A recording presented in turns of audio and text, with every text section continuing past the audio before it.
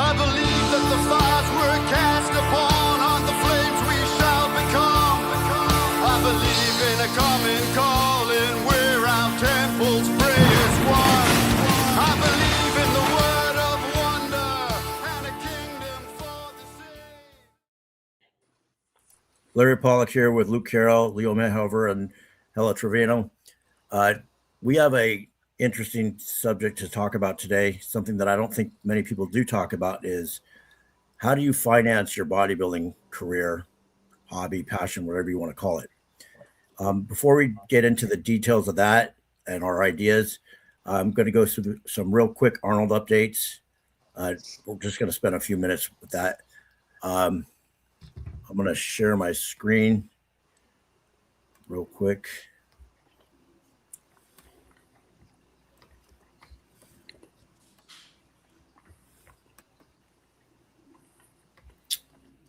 And it says Hade Schuppen deactivates his Instagram account. Okay. And I don't go by what I just see someone post on social media. So I actually looked and it is deactivated. Huh. Yes, So- he's getting serious. Maybe he's trying to focus. Yeah. Well, I know he had no commenting turning off of it, but I guess he just decided, with all the supposedly 1.2 million followers out of his 9 million followers unsubscribed or whatever. Oh, shit.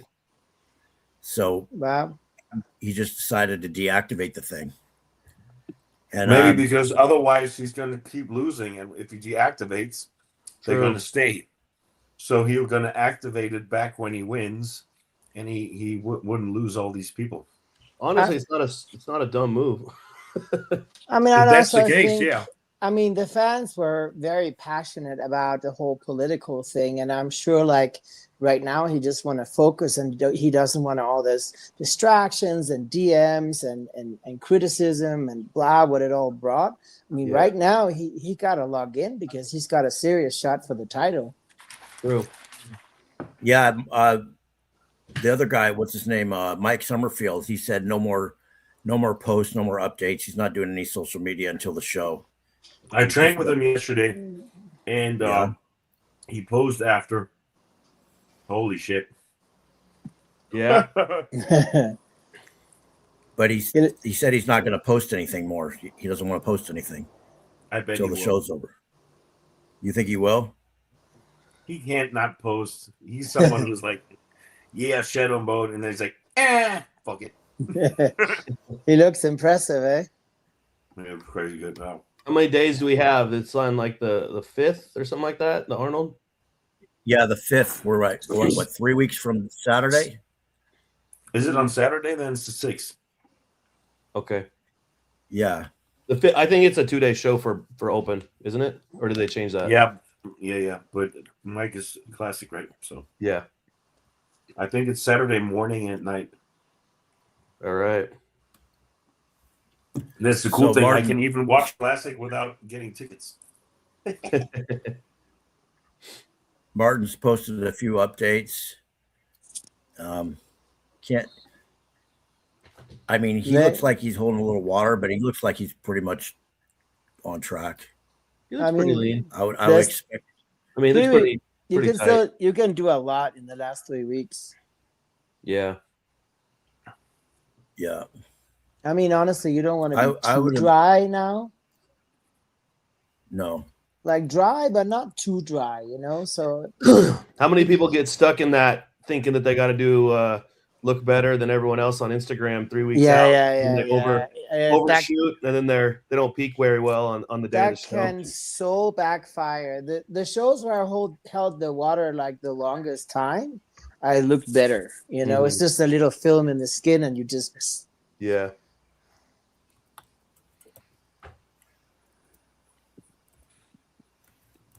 you don't want to over deplete.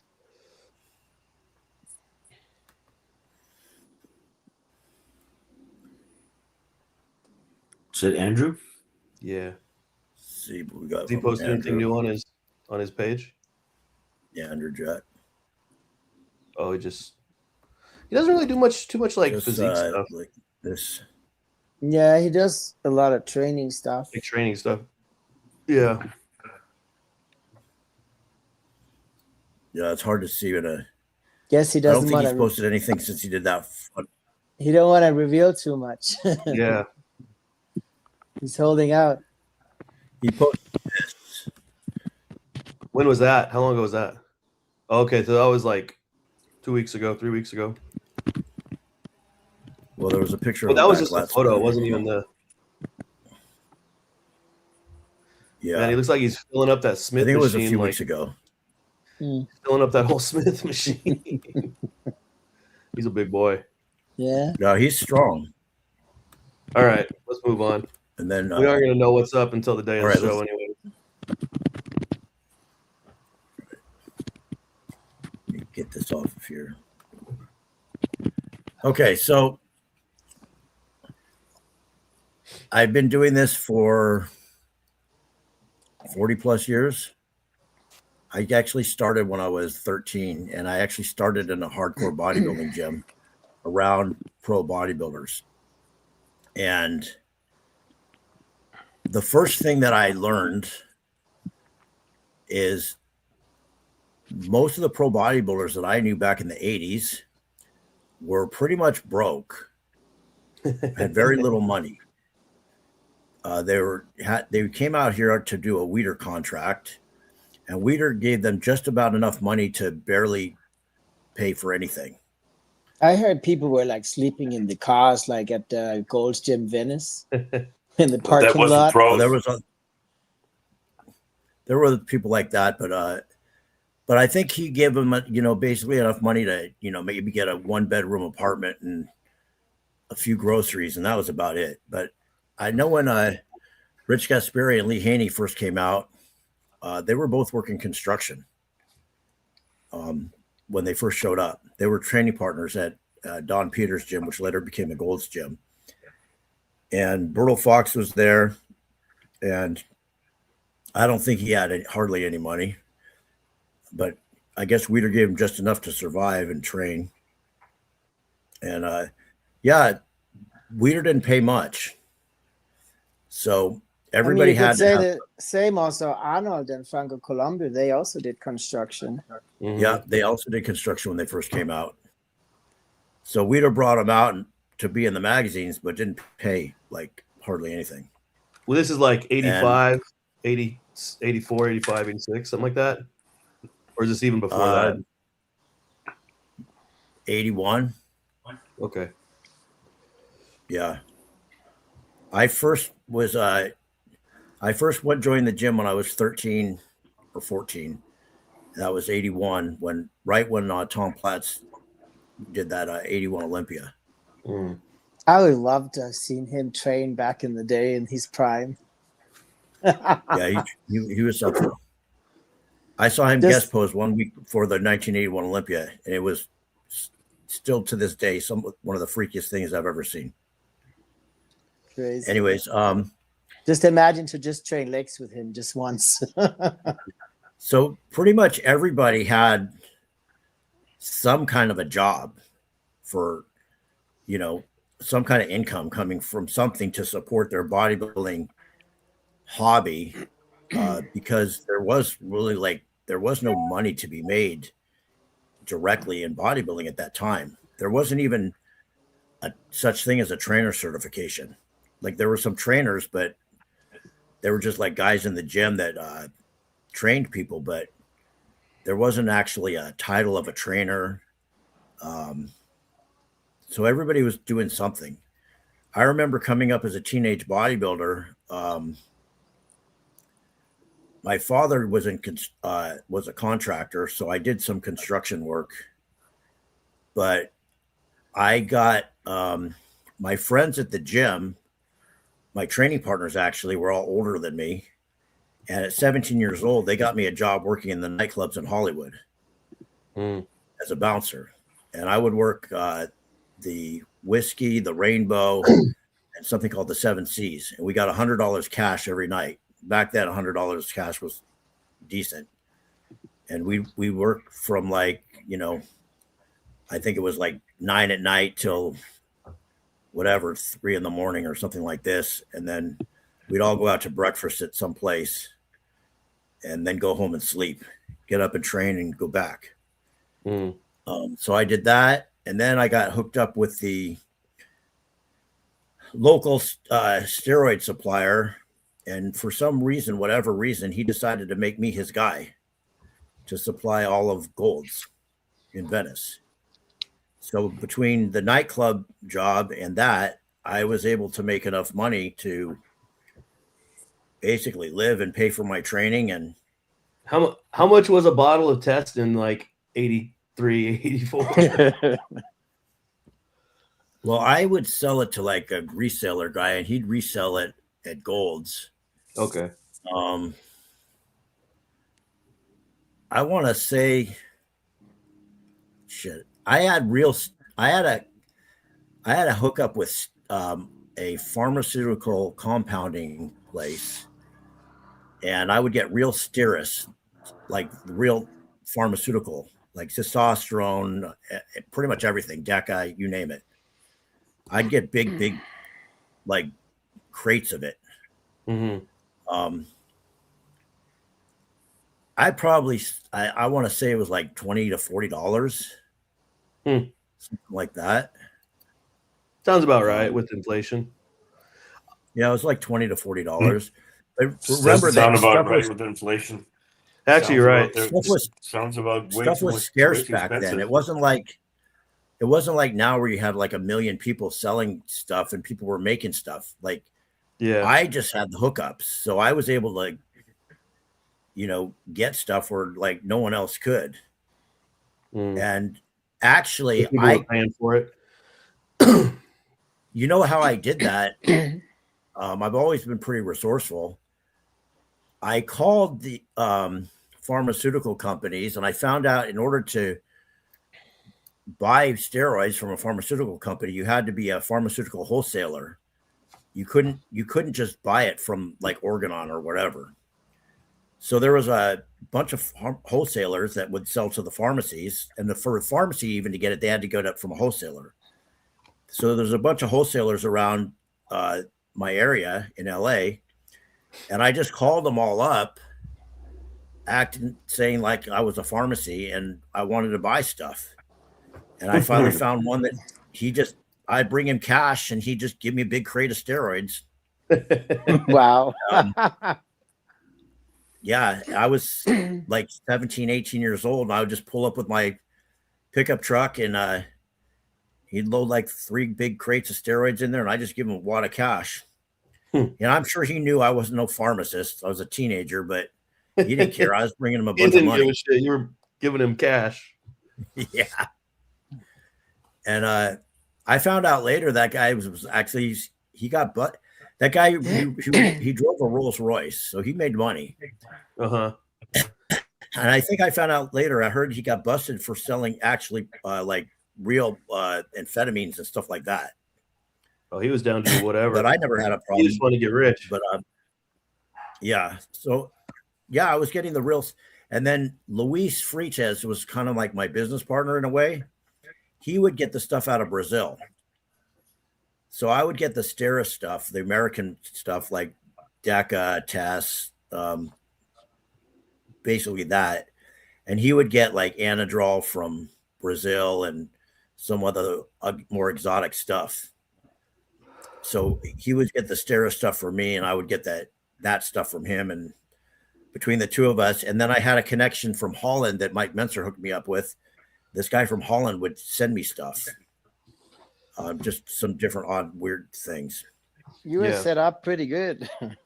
Yeah. And I had one guy at Gold's that I would just bring it all to him, and he'd sell to everybody else at Gold's. So yeah, I was making good money right then. Well, fast forward after you got out of that and got into basically what'd you do later after you so after that, I ended up getting in trouble and going to prison. And after I got out of prison, well, while I was in prison, I knew I needed to do something with my life. So I went to college the whole time I was there, got a degree in business accounting. And before I got out of prison, first of all the prison people said, no one's going to give you a job because you're an ex-felon and no one will hire you. And of course, I already knew by then that anything the prison people said, I just didn't listen to anything they said because they're idiots. And I had a job lined up in a law firm working as a bookkeeper before I even got out. Nice. So I got out, I was working there, and then I got another job working at a door company. It was like this company that installed industrial doors for the big roller doors for industrial buildings.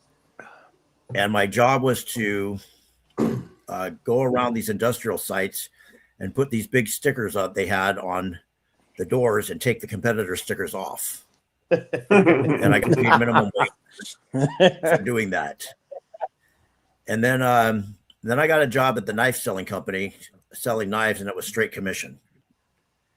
And that I could just do whatever I wanted. I would just, go out, make appointments, and sell the Cutco cutlery. And my manager at the knife company said to me, "Why are you doing all these different jobs? Why didn't you just do one job?" But when I first started, I wasn't so sure about the knife thing, pure commission, like if I could make enough money doing it. So I wasn't ready to quit that. But finally, after only like maybe a month and a half, I realized that I was making more money selling those knives on commission than I was working at the door company all week. And I could make my own hours and go where I wanted and kind of work how I wanted to. And at the door company, one day I went out to it when I was putting the stickers out. I found a building it was a big industrial building, had like 8 broken doors. And I talked to the owner of the building, and I'm like, "Hey, our company is really great, and they can replace all these doors for you. They'd be like $2,000 each, and they'll put brand new doors, and they'll all work." And the guy was like, "Yeah, let's do it." So I go back to the owner of the door company. I said, "Hey, I got this building, and it's got 8 broken doors." And I told him the cost and everything, and he's like, "Let's do it." And he goes, "Okay, where is it?" I'm like, "Well, how much is my commission?" He goes, "Well, you don't get commission." I'm like, "Well, I'm bringing you $16,000 job. You should give me something." And he's like, no, that's not your job. Your job, you get hourly. That's your job. He goes, "Now, where is it?" I'm like, "Well, it's not my job. I'm not going to tell you." He goes, "You have to tell me." I'm like, "No, I don't have to tell you.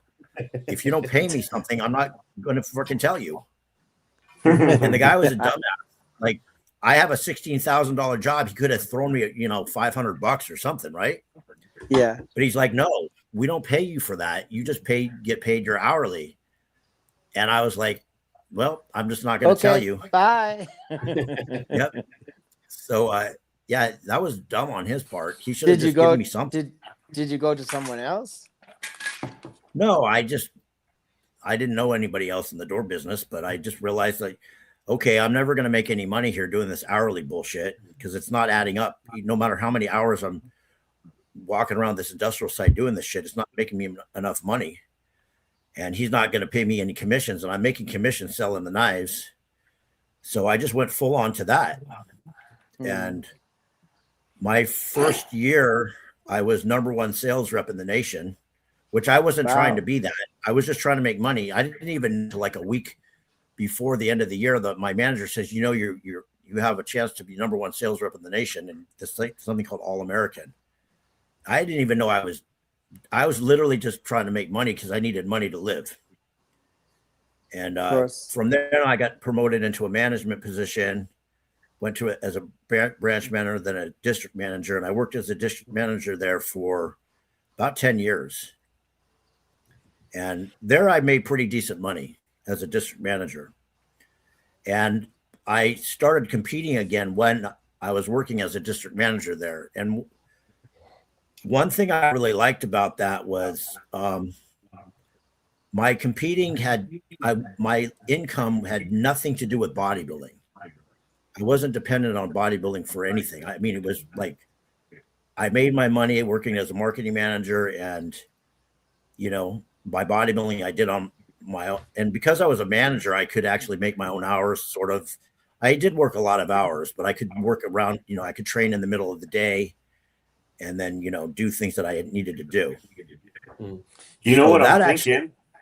I'm thinking because you're saying that all right now, and we were like, obviously, it's super interesting. I know it already, but I think it's super interesting and people love it. But I'm thinking like, actually, how can all that stuff maybe be applied today, right? And I'm thinking that it could work with supplements. If you have a wide range, you could go around door to door. You could write down for all the sales rep like a panel of questions, and if they're really good, they also would know You like dual sell. to tell people also, you know what, guys, I'm not only just trying to sell you stuff. I'm gonna tell you what to get rid of. All the shit Leo, in your you know on your Cabinet. shelves that is bullshit. Because every time I go to regular people and I see the supplements they have on their shelves, it's total bullshit. Yeah. Leo, do you know what the number one supplement company in the world is Herbalife in I don't revenue? know. Herbalife. Herbalife, yeah. That's And that's it's exactly what bullshit. they do. It's Yeah. bullshit. And their supplements suck. Suck. They, So imagine they would do there that was with a a guy good tried to supplement. get me into Herbalife when I was working at a Gold's Gym as a trainer, and he had me meet him at his house in a big mansion somewhere up in what is it near Thousand Hollywood? Oaks, over in Thousand Oaks, but a real rich area. I forgot the name of it, but anyways, Yeah.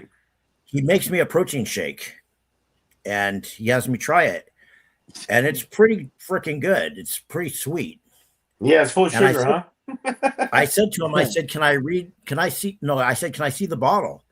So he hands me the bottle, and first thing I do is I turn to the label, and the first ingredient on there is fructose.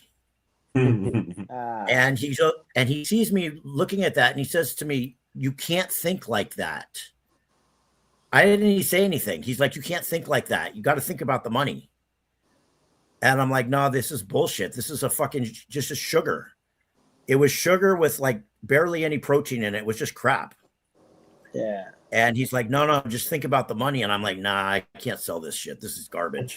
It's also that's- as a bodybuilder, you're like, do I really want to like put my name to this, or like this is what I'm exactly. like standing up for? Like I can't, how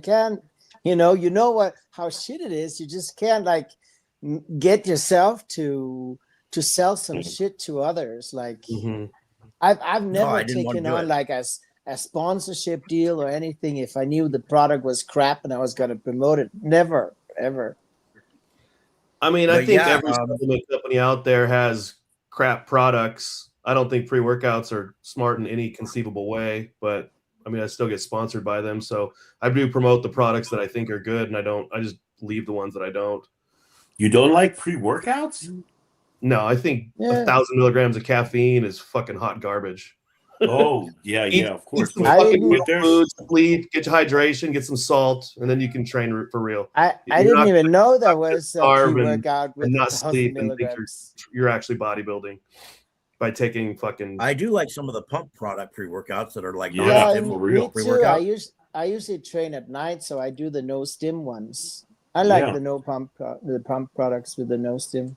Yeah, I the ones that got citrulline in them, I'm all right with, but like ones that are just like high stim, 350 milligrams per scoop, and people are doing 2 scoops, I'm like, you're going backwards. Yeah, the stim ones. I only do the ones that have caffeine, and I do half a serving. Yeah, me too. If I only do it if I'm like tired or something and I need a little pick me up, I do like half a scoop with that, but not after. I can't do anything after really 3. Then I just don't sleep. Yeah, but now I have a sponsor that has proper ingredients. So even the stim one just has 200 or 250 Yeah, that's per better. serving, and not like that's the only stim in there. So it's not like some F your heart up product. Multiple. And then we have a pump pre-workout, which is like 25 grams a serving. So it's not like these stupid micro servings where you're like, come on, what's that gonna do? This Yeah. tiny I was spoon. looking at one the other day. This company sent one to my house, and it was like 1 gram of citrulline, 1 gram of creatine. It was like a couple things. Like the ingredients weren't terrible, but like they were just in such tiny dosages. I was like, what the fuck is this? It I'm ends like, up being a 6 very servings to get, expensive like, a product dose. if you gotta take 5 servings every time. Yeah, and there's only 25 in a thing, so it's only 5 days worth. You can even save your creatine when you get ours because it has 5 grams of creatine already. Yeah.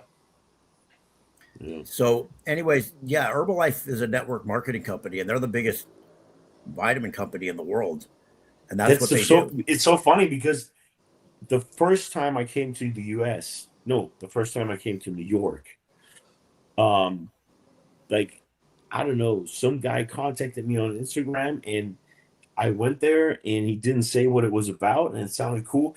And the guy sold Herbalife, and I told him, like, guys, this is such a BS. I'm not gonna even touch it. Like this, like you said, like full of sugar, like the worst. Just like, and if there was something in there, I'm like, who put this together? It makes no sense. Larry, that's how they became the biggest. Basically, they get you in, and then they're like, you can get into this multi-level marketing if you just sell it to all your friends and scam all your friends also, and then they scam all their friends. So I mean, it's just somehow And the markup to, is super high because the ingredients are super cheap. yeah. Yeah, I mean, you're selling a tub of sugar. Maybe the highest grossing company, but they're the lowest like credibility company for people that know what they're doing. Yeah. Right, but I was just saying they're pure network marketing. They don't sell in like stores and stuff like that. So there is that, and I guess it could be done with traditional supplements. I think you'd have a problem though with the general consumer because you'd really have to sort of educate them on why your supplements are better. Mm-hmm. It could be done.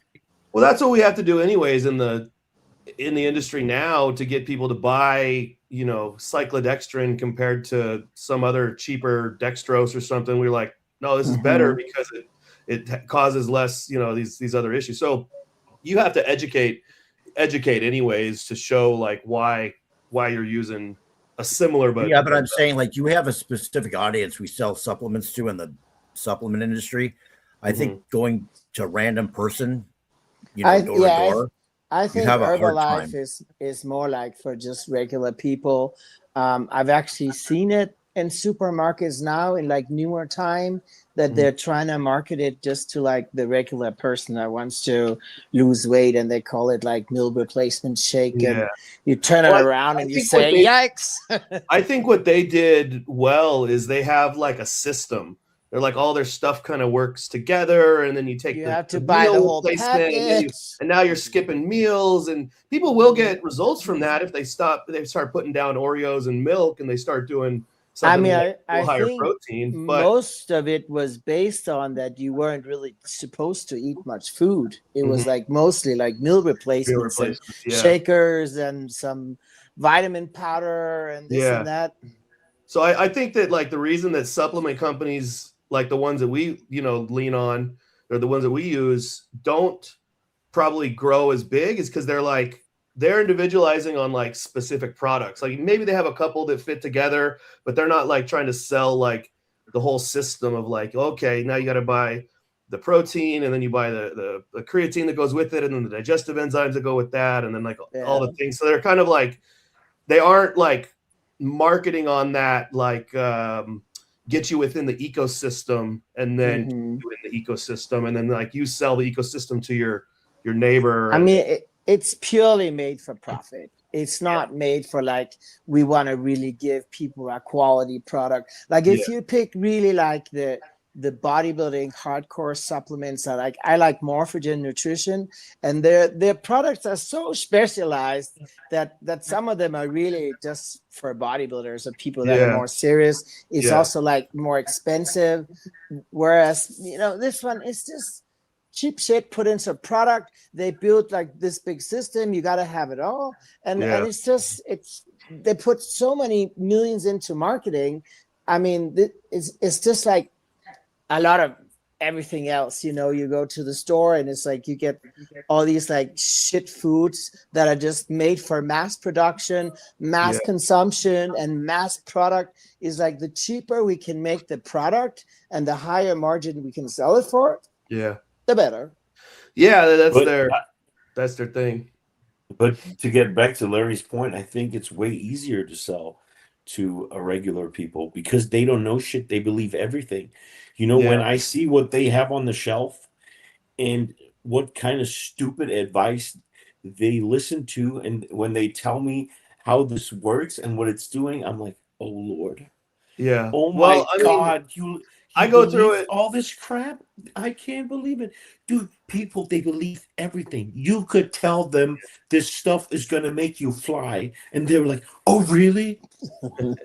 Well, people get into those click funnels on social media or on YouTube, and then they're like, "Do you have problems urinating?" And then it like you click on it, and then you're like, "There is some watermelon extract found in the deepest rainforest, and if you just buy this thing and get on a mailing list and buy it every month, then you're gonna have, you know." Dude, Yeah. I just on the You airplane. could get hired, Luke. On the airplane, I just had a conversation, and I kind of told people.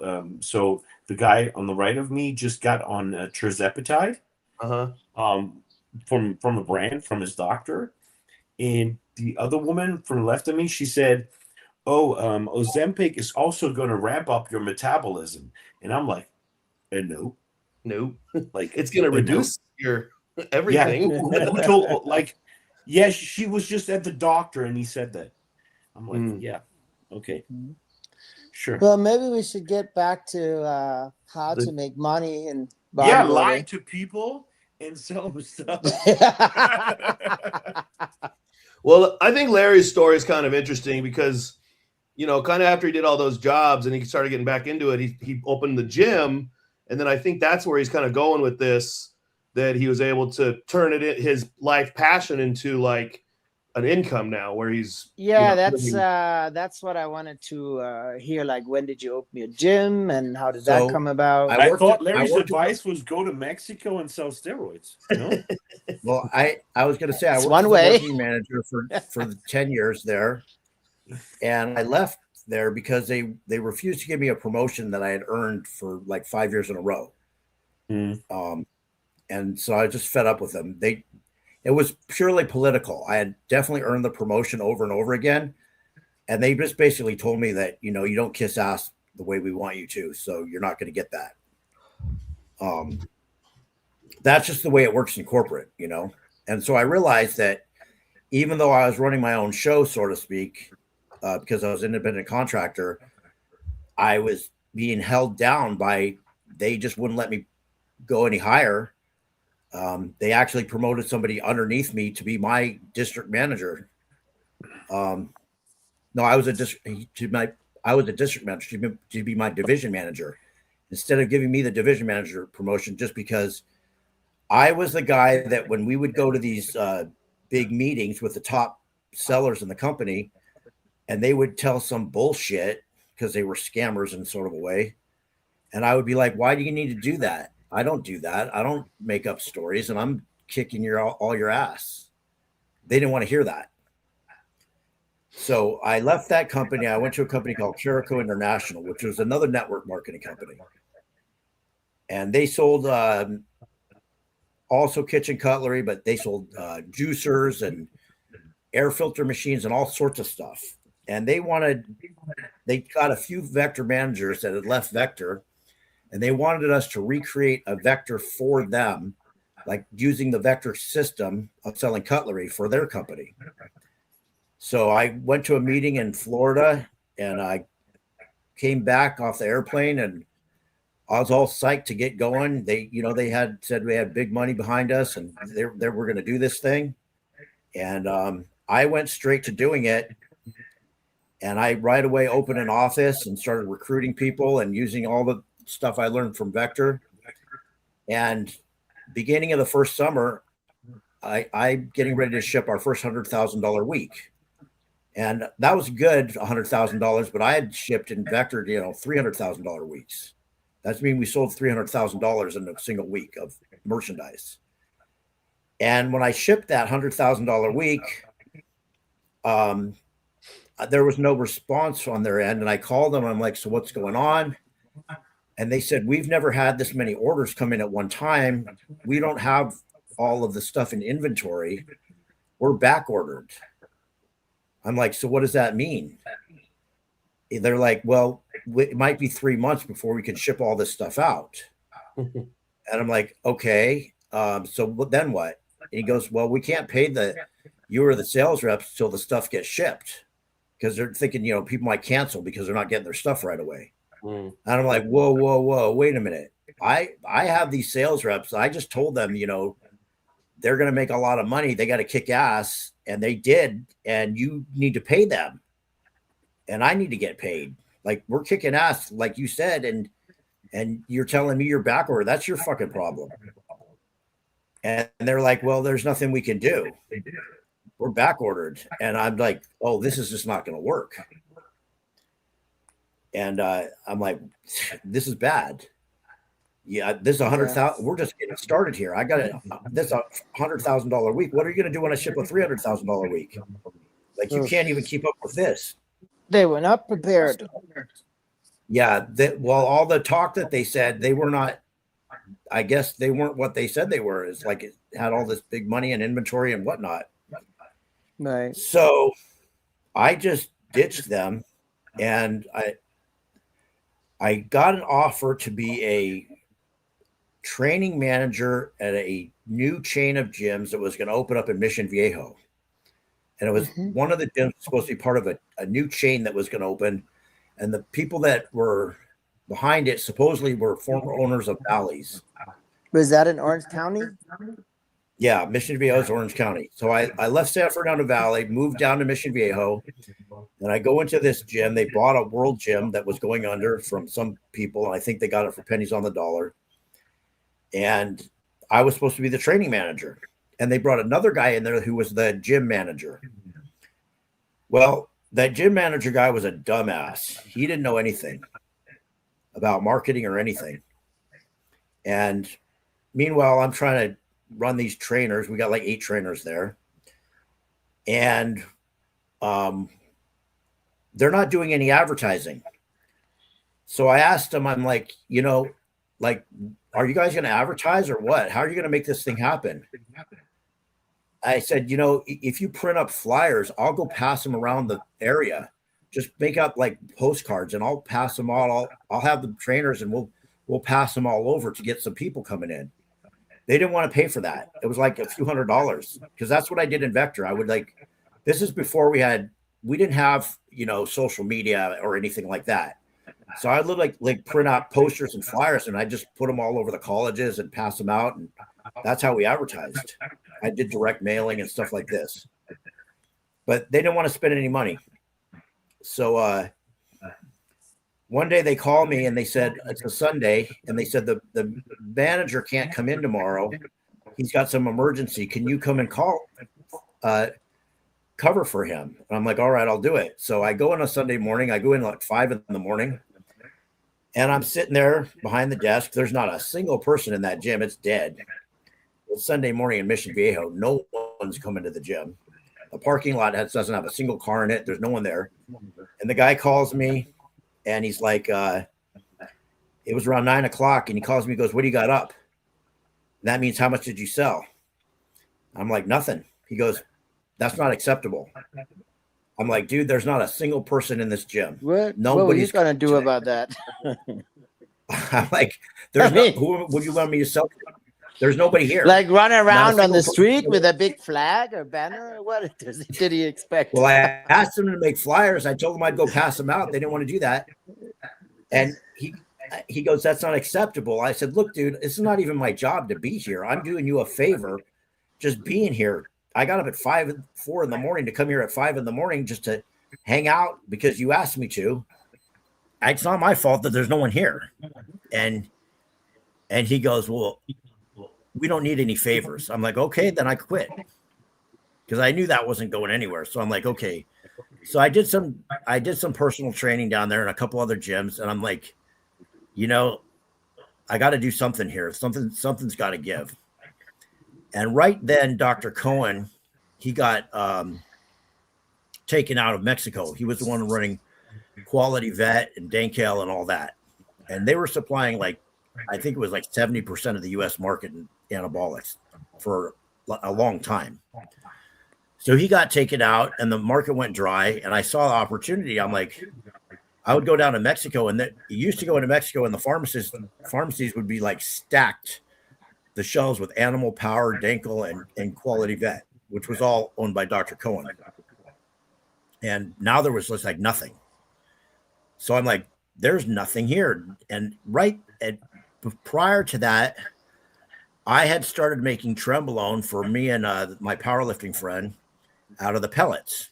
That's how I first started to learn how to make gear. We get the cattle pellets, and I do that whole stupid process of through the coffee filter, making the Trenbolone. Wow.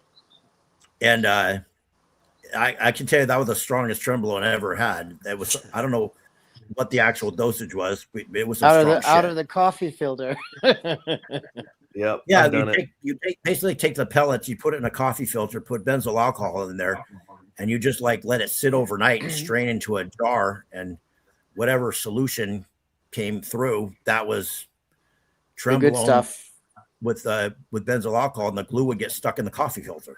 Mm-hmm. That's how we made it. It's probably not the most sterile thing for sure. No, you run it through the 40 micron filter, 20 micron filter, the benzyl alcohol and benzyl benzoate. It was pretty sanitary. Yeah. But anyways, that's how I started doing it. And then right about that time, I hooked up with a guy on the message boards who was again, he was the biggest steroid dealer in the world at the time on the message boards anyways. And he says to me, do you want to be my distributor? For some reason, he decided to make me. I don't know why. So he had the hookups with all the Chinese connections, and he gave me the hookups to get, all the stuff directly from China, the raws and everything, and also for the Gintropin GH. So I did that for only maybe a couple weeks in Mission Viejo. And me and my friend bought a pill press, and we're trying to make pills, but we sucked at it. But I realized that this is not safe to do here in Mission Viejo because this is highly illegal. And I thought to myself, Mexico's an hour drive. I'm just going to go down there, get a place, and do it over there. So I told my ex-wife at the time, I said, I'm going to Mexico. You stay here. I'm going to go over there and do this thing. And I'll come visit you on the weekends or whatever. She's like, no, you're not going without me. So she insisted on going. So we go down there, and that's when I started running the whole steroid operation in Mexico. And that thing blew up quick because the market was dry. There was everybody had gotten busted. And all of a sudden, we have all this really good quality gear. How did you get it over the border? He gave me all the formulas. We had ways of basically I sold to the pharmacies in Mexico, and then people would come down there, and the Mexican pharmacies would cross it all. They had people that would cross the stuff over the border, but a lot of people would just come down to Mexico to the pharmacies, and they just buy the stuff and bring it back. Right. But I only had 5 distributors in the whole world. I never sold to any end user. I had one in, I think he was somewhere in Europe. And then I had 3 in the United States, and I had 2 pharmacies that I sold to down there. And they sold to everybody else. And Rich Piana was one of my distributors. And so that thing blew up quick. And it got too fast. It got to the point where it's the orders were coming in so fast, the money was coming in so fast. It was I didn't know where to put the money.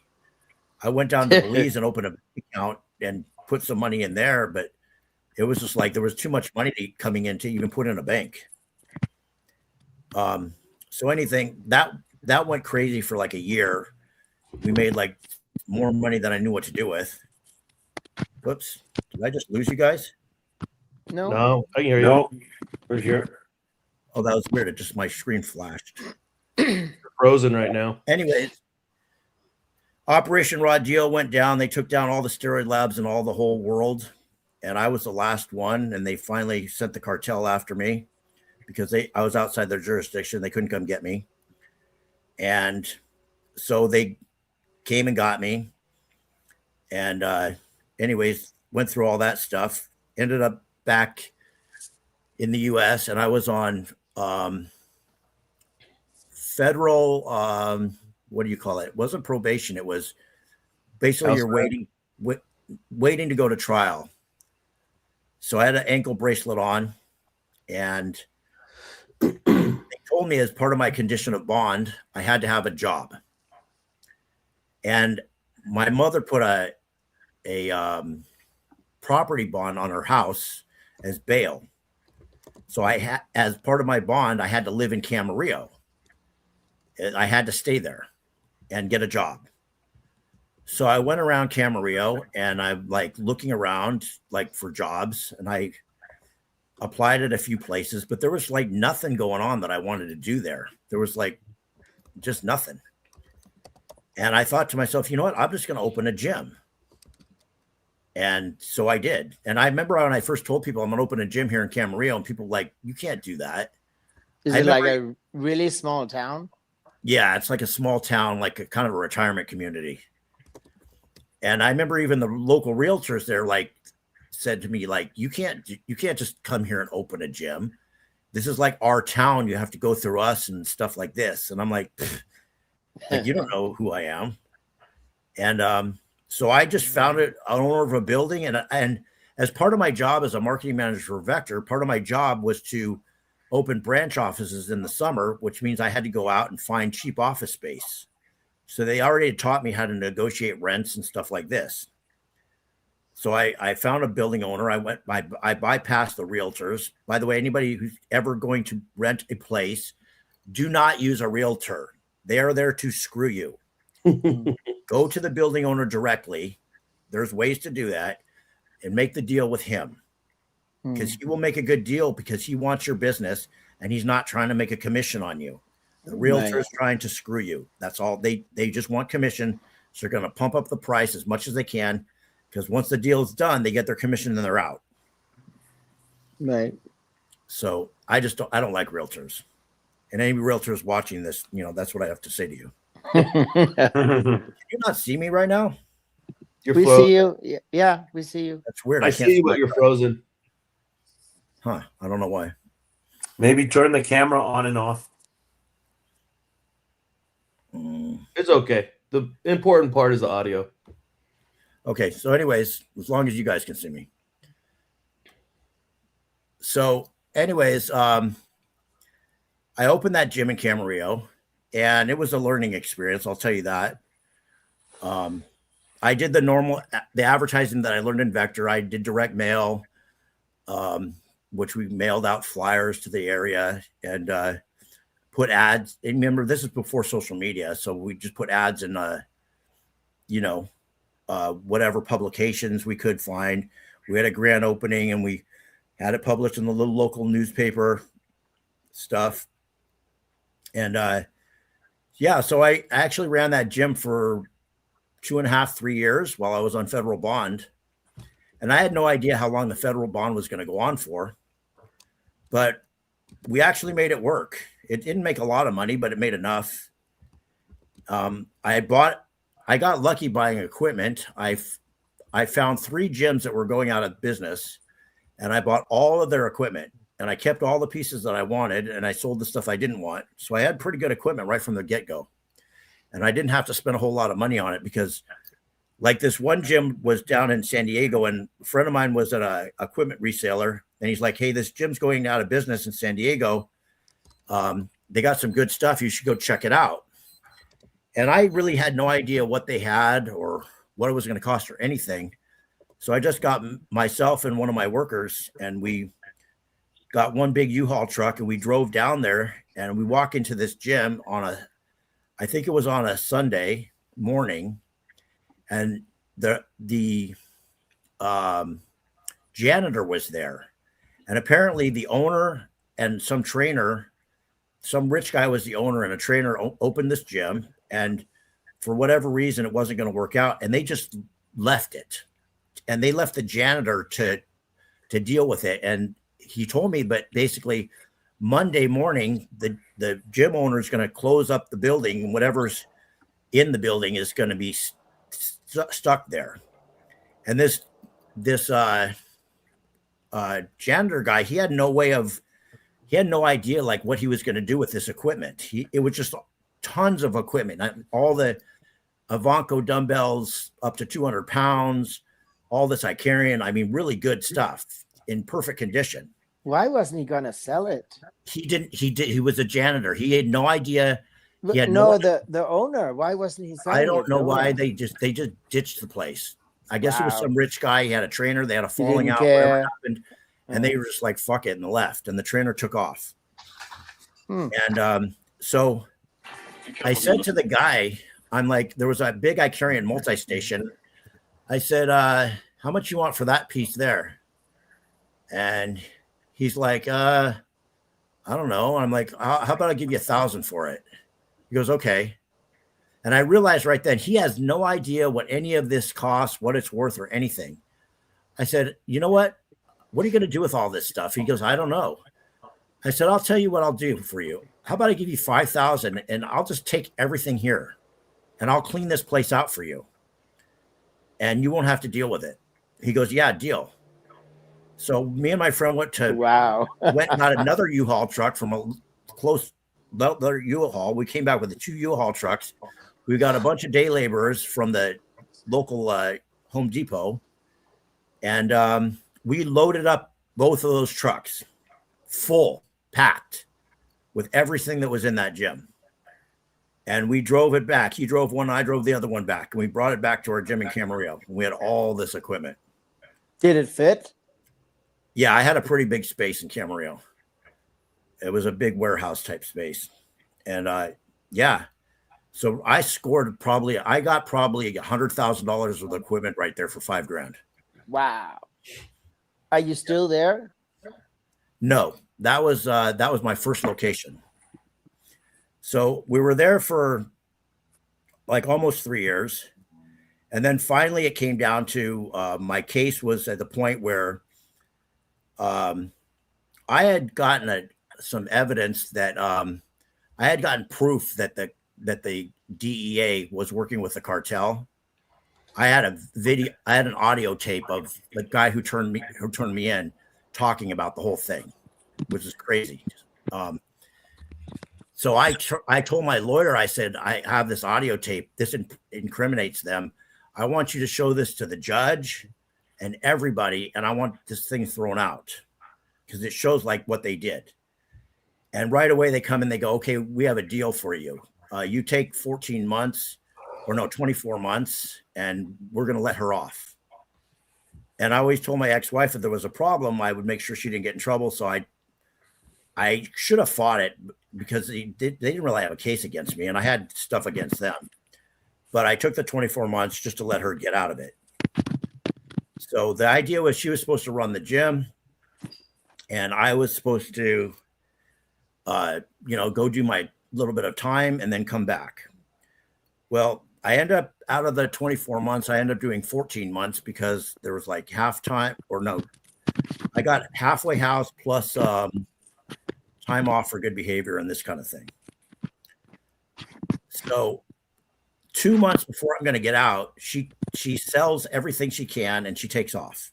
No. Yeah. What the fuck? Mm-hmm. She had been planning it all along. She had stopped paying the rent and stopped paying the bills and started pocketing the money like months earlier and was stocking up money. And she just took off, took all the money she could get, sold a bunch of equipment. You know, human beings are sometimes so disappointing. you know, and and you even made sure she got off, you took the sentence, and then she does that. I mean, Mhm. some human being is just trash. It makes me mad. So I get out and I go to the halfway house, and the condition of the halfway house is if you want to get out of the halfway house, you have to have a job. If you're not working, you have to be at the halfway house. And I did not want to be there hanging around those people. So I immediately go to the Gold's Gym down the street. And I get a job as a trainer right there. And I got up every morning at 5 a.m., went in there, trained my first client at 6 a.m. And I trained people from 6 in the morning till midnight. And I take a break in the middle of the day to train myself. And I just stayed there. I lived in that gym. I would go back to the halfway house just to sleep for a few hours and then go back because I just did not want to be in the halfway house at all. And so I stayed there, and that's when I was just training tons of clients. I was training clients back to back from morning till night, all day long. And I ended up being #1 trainer in that gym within the first month because I just lived in the gym. I was training people. And I learned their system of, getting clients, and they had a pretty good system as far as getting clients and the way they ran it all. So I worked there for, I don't know, about 3 months. And then I got qualified to leave the halfway house and went back to I was able to go back to Camarillo. So I transferred from the LA Gold's Gym to Thousand Oaks Gold's Gym, went in there as a trainer, and I worked there for maybe 2 or 3 months. But my brother got my equipment back. She had sold it to some guy, but he found out who it was and he got it all back, and all my equipment was sitting in a storage. So immediately I was like, I'm going to open my own gym again. And that's when while I was working as a trainer in Thousand Oaks, I was looking for a building, and I finally found the space in Ventura. And that's where I opened the gym on Oak Street in 2014. And we ran that gym on Oak Street for 8 years. It did pretty well, actually. And I had all that equipment, plus I bought even more equipment. And then when COVID came, I moved to Oxnard. We were there for maybe 2.5, 3 years during COVID, which ended up being a blessing in disguise because I couldn't have stayed open in Ventura, but I was able to stay open in Oxnard. But I didn't like Oxnard. So as soon as COVID was over, I moved back to Ventura to my current location. I remember when you had the gym in Oxnard, when you started coming to Goals and training with your ex-girlfriend, that's when you had that gym in Oxnard. Yep.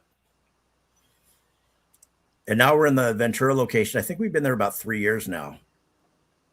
And I like this gym the best. I think Luke will agree. Do you have some pros training there? Someone's asking. Luke trains there. And yeah, we have a couple other pros there. Yeah. Where did you say it was located? Ventura. Which is like an hour north of LA. Uh-huh. And yeah, that's when I got that place, I was lucky because I got a really good deal on the spot. It just turned out perfect. And I had a really good idea of what I wanted to do there. Luke had some good input on what he wanted to see in the gym. And yeah, it's a really solid. I mean, it was great. It was great each time, but this is the best evolution of it so far. But let's move on from the history of Larry and talk more about just how people can make a living nowadays in bodybuilding, what we've done to just actually do bodybuilding straight up. I mean, Hella has her own kind of ways. I mean, what do you do, Hella? You train, and then what else do you do for your income? Well, I've done different things. When I started, I was actually a caretaker for disabled. In Denmark, it was a government job, so you got at the time you got an hourly salary, which was really great for me because this job was 24 hours. This guy had muscular dystrophy and was covered 24 hours. So we were like different people that would work in shifts. So I would usually sometimes I would work a week, sometimes 2, and then I could be off like 2 or 3 weeks. And that allowed me to travel for competitions, also go to the States for a while and come back and work. And I wouldn't actually lose money that way. And he was super supportive. He had like a motorized wheelchair. So when I was in prep and I was going power walking outside, if I was like really tired at night, he would be like, come on, let's go. He would go with me and he could go pretty fast in that thing. So he would like try and pace me and going faster. Do you ever like lean on it and try to like finish? Yeah, I had to do this. You know Sometimes. how you're tired and it's like you just feel like the legs are like kind of going like jello. So, but he was like my first really actually big support. He traveled also to many of my competitions that was like in Denmark, Germany, in that area. He also let me go train during work hours because he didn't need what can you say, a nanny who had to sit and look at him all the time. So he actually enjoyed that. When I was at work, I would also, go a few hours in the afternoon to train. My cardio I would do in the morning before I arrived, and if I had to do night out cardio, he usually would go with me. So that job was like starting your career, right? That was when I was 22 to I was 37. I had it for 15 years. Yeah, I turned pro when I was. Let me see. I turned pro in 2003, and I worked as a caretaker for him all the way until 2012, when you didn't really have to do sponsorships, or you didn't have to do that was training nothing or anything like that. You just basically made an income through like a outside method and not necessarily through bodybuilding. But now you do it through bodybuilding, right? Yeah. So then I moved to the States, and I actually already built a coaching business in Denmark. Actually, around 2003, I started coaching athletes. So I'd already been doing it for a while. So when I moved to the States, I was pretty well set up because I had clients in Denmark that I could survive on. And then my plan was to start at Gold's Gym Venice and trying to start getting clients there, maybe for training, for coaching, like that. It turned out not to be that easy because there was something like, at the time, 200 trainers at Gold's. So it was really, Leo can attest to that. When you get started there, it's so hard to get clients because everybody is a trainer, everybody has a trainer. But anyway, what I did was I went around and basically knocked doors on like things that I thought I could do. So I asked many of the supplement stores. There was several on the street there, Main Street, where Goals are, right there on the Hampton Drive, Main Street. So I'd walk down Main Street, ask all the supplement store, and I got a job at Max Muscle for $10 an hour. But it was actually enough because it was like an 8-hour shift. I would have like $80. My rent was $800. So 10 days of that would pay my rent. And then what I had from coaching. And then I just started getting better in competing. So I'm one of those that we're lucky that I was living off a little bit of prize money for a while. Got some paid sponsorships, but it's super hard as a female bodybuilder to get that. But I had a little bit. It was still not, I never relied on prize money. And honestly, most of my prize money I put away to invest for later.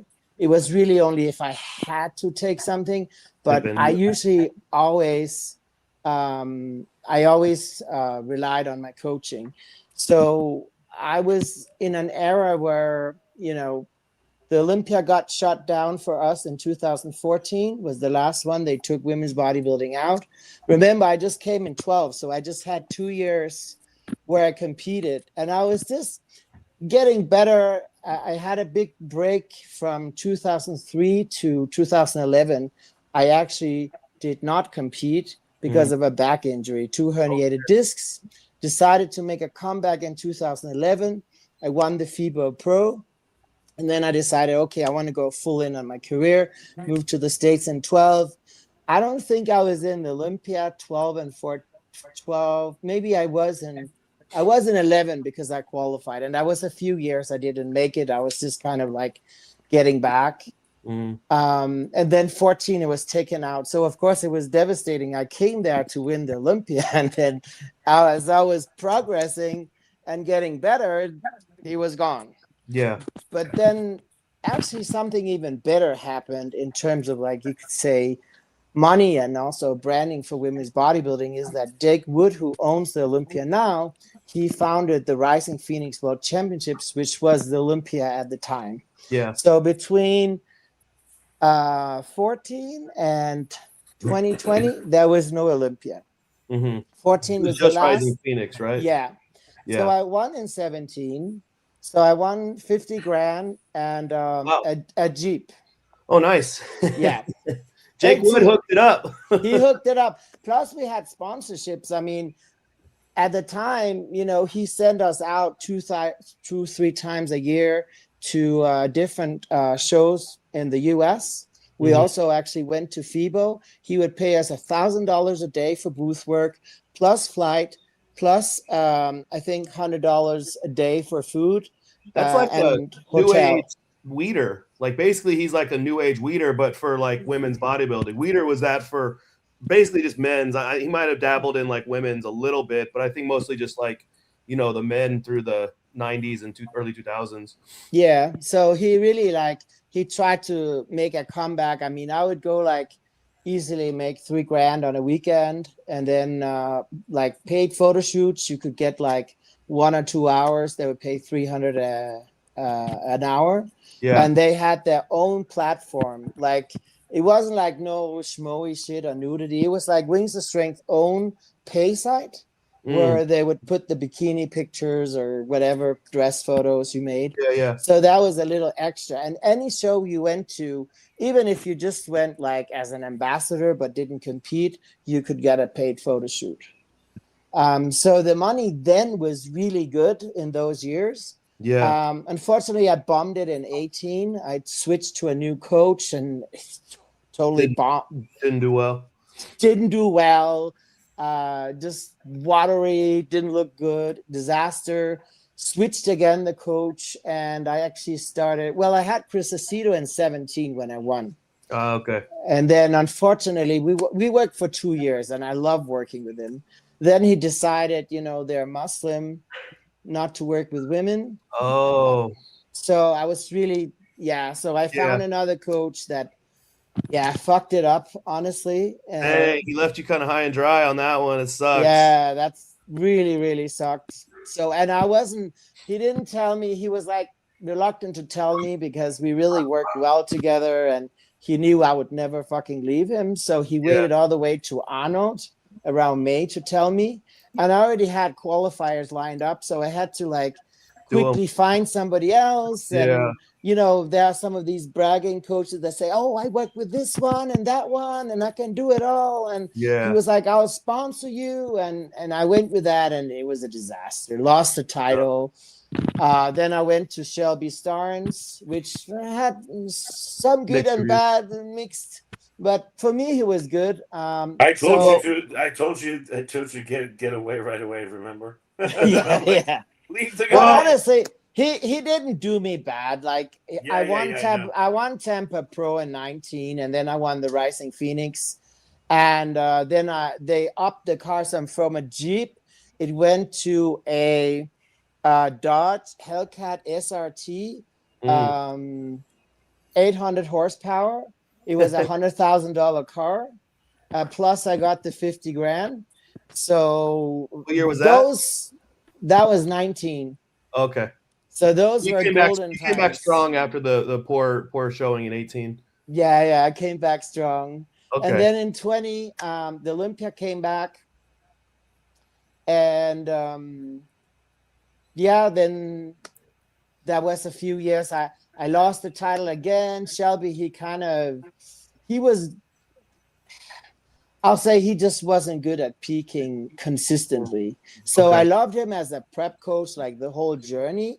But every time we came to the peak, it was always like too dry, too full, too this, Okay. too that. Like he He was was just swinging too far in each direction. inconsistent and made some crazy shit. Like I remember one time, um, he was drying me out and starting the cups, and then he said, "Oh, you're spilling. So tomorrow, which was the day before the show, I don't want you to eat anything at all. Nothing. Mm. Just if you're really hungry, you can take a spoon of peanut butter." That was the instruction. And then Okay. he gave me diuretics. And what do you think happened? Got flat. So flat. It's Like it flattened was out. like the skin was chewing gum. Yeah. And I looked smaller than everyone else in the lineup. Skinny fat. Yeah, skinny. Just Was horrible. there a way to bet on your opponent? That- you can. You He's one like, can, Hold on.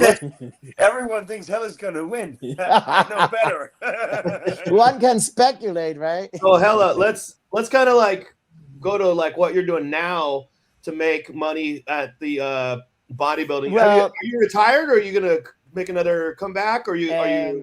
I'm gonna I can say it already here, but I'm gonna actually put out my retirement video tomorrow, Okay.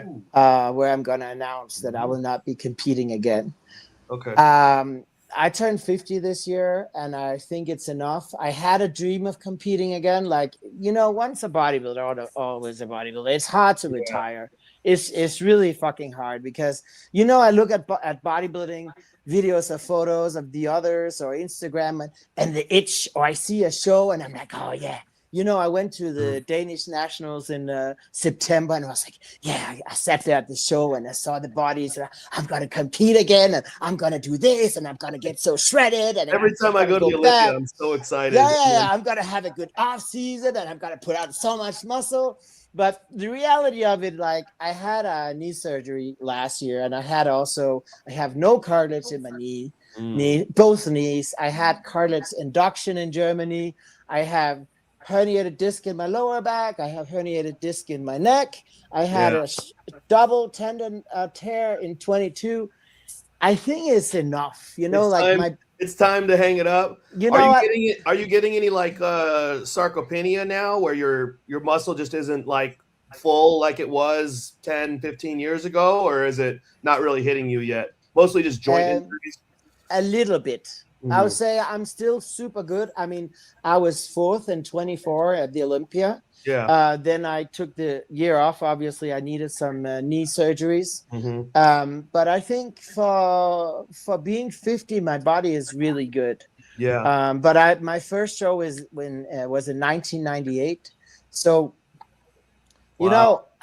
I really like. I mean, look. That's a long competitive career. my first Olympia was 2003, and I was on stage with Linda Murray.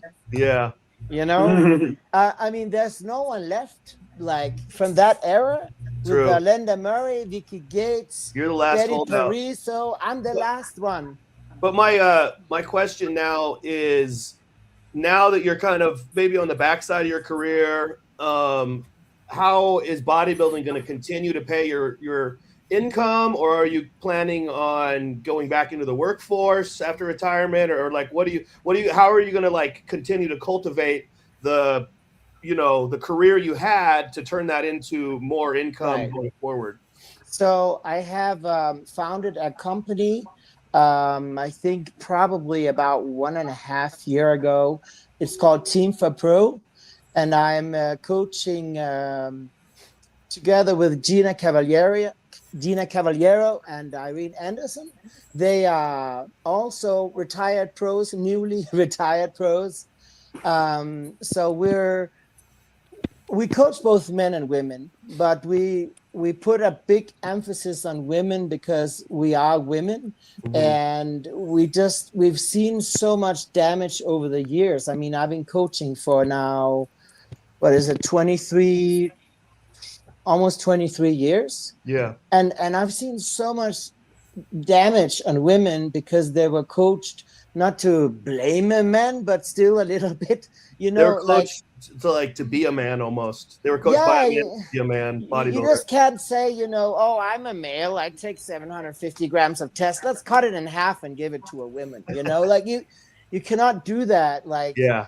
and then also me being 50, I think Gina is 57, and I think Irene is gonna turn 60 this year.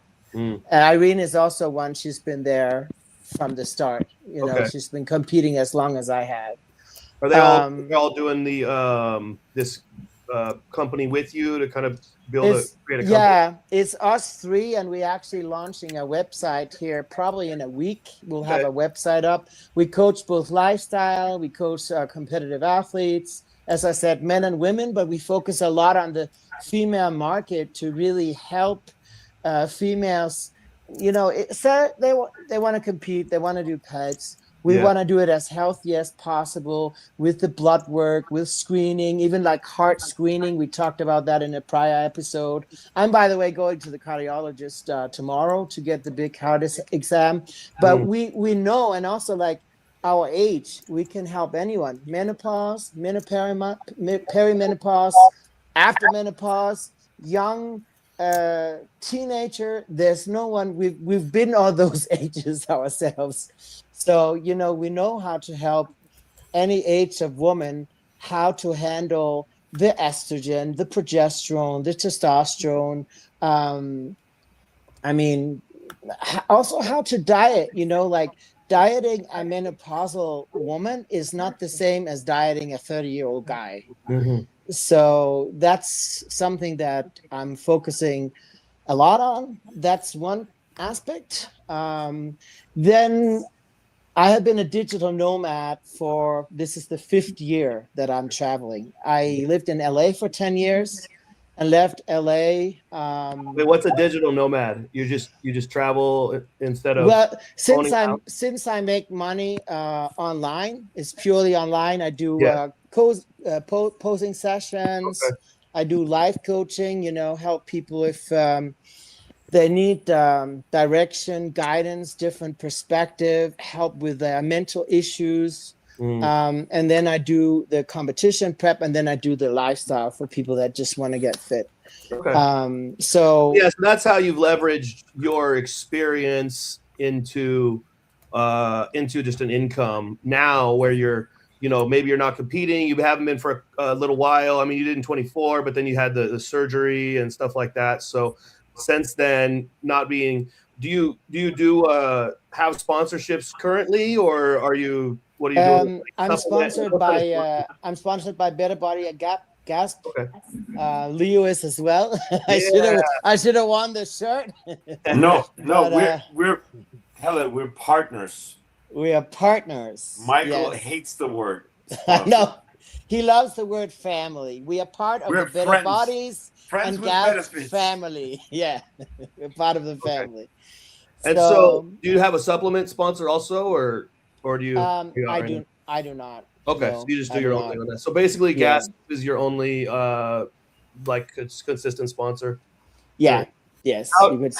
Let's talk about how, maybe Leo can jump in, because Leo and I are we are kind of on the new end of bodybuilding. So we're doing podcasting. We make money through social media posting. We do a lot of, we work with multiple sponsors, both of us. We have peptides, supplements, clothing. I have beard products. I have rice and ground. I have all kinds of those. Let's talk about how we cultivate those sponsorships. What did we do in order to build our social media to where they would want us? And then how do we kind of negotiate with them and stuff like that? I feel like this is kind of good information that people might. I mean, you could make good money also on social media. I mean, I get paid for both my Instagram, my TikTok, and my Instagram, Facebook, TikTok. Yeah. I get paid there. I also have an OnlyFans, and I will say I don't do nudes. You can do an OnlyFans. Obviously, you're not going to make as much money as if you do porn. But for me, I use the platform. I think the platform is genius because you can post, you can even post say you want to send people some pictures in the private chat, and they can only open it if they pay $10, for instance. Oh, okay. So there's many ways. Is that through like a platform, you're saying? It's called OnlyFans. People know it for porn, but I'll say I do like just muscle shots. I use it as a paid fan page, you know, instead of all the time. Really I used to like put my best photos on Instagram, and you put so much work in it, and I felt like it wasn't paying off. That was when it wasn't paid. And I was like posting every day. I was giving all the content away, and it was just, I didn't get paid. So that's why I started OnlyFans. It was like, you know what? Those photo shoots, some of them you pay for them. I paid for photo shoots like $500 for a shoot, $800 for a shoot, and you get really nice photos. Are you just going to give it away for free? You just post them on your social media and then it's free. Yeah. So I opened the OnlyFans to post like my best photo shoot shots, and just like those that are muscle fan, that they can get something more than a photo a week on Instagram, you know? So I think definitely you can leverage your social media. How did you start your negotiation with Michael with Gasp? Did you approach them? Did they approach you because you're a Miss Olympia, like, or a world champion? Actually, Irene Anderson, who's my partner in Team for Pro, she was already on the team in the family, and she just introduced me. I went to one of their. They have like some different. They have like meet and greet at Destination Dallas. Yes, and they also have at the Olympia every year. They're there. So I just went to one of their meet and greets and just introduced myself. And I started just first as an ambassador. And then after that, I kind of graduated into that's exactly something I wanted to touch on. Almost not now, because now I have enough clout on social media and stuff. But when I was coming up, I just reached out to companies, and I just, sometimes I bought product and just started promoting it for them. And then actually with me, that turned into me owning a major company in the industry. Like, I started out literally as just a customer, and then I moved to ambassador, and then I just kept on saying like, hey, you want me to like run your Instagram page? Like, you guys are not doing very good on responding to comments and posting daily and shit like that. And so then they were like, yeah, like that'd be great. And that was just free. Like I didn't even want anything. Like, I was just happy to be kind of like part of something. So if you're trying to make income, you kind of need to like get in the door first. And also, honestly, it helps to have a big social media page. I know it takes time to build, but that's why they ever even talked to me. Because I mean, I think when I started talking with them, I maybe had like 15, 20,000. But then when I turned pro, I jumped up to like 40,000 followers. And it was kind of right in that time. John Meadows started noticing me. They gave me a granite contract after I turned pro. It kind of all went hand in hand. And then a year later, I was an owner of Iron Rebel. Right.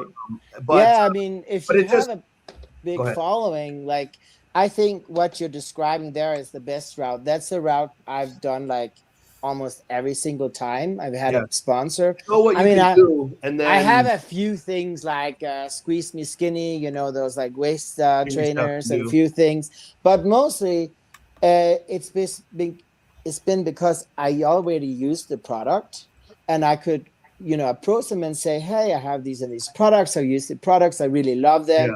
Would you be open to do a collaboration? And then sort of like say, hey, take a look at my social media. I have YouTube, I have this and this, and I'm willing to do this and this. Like, you have to think about it with sponsorships like this.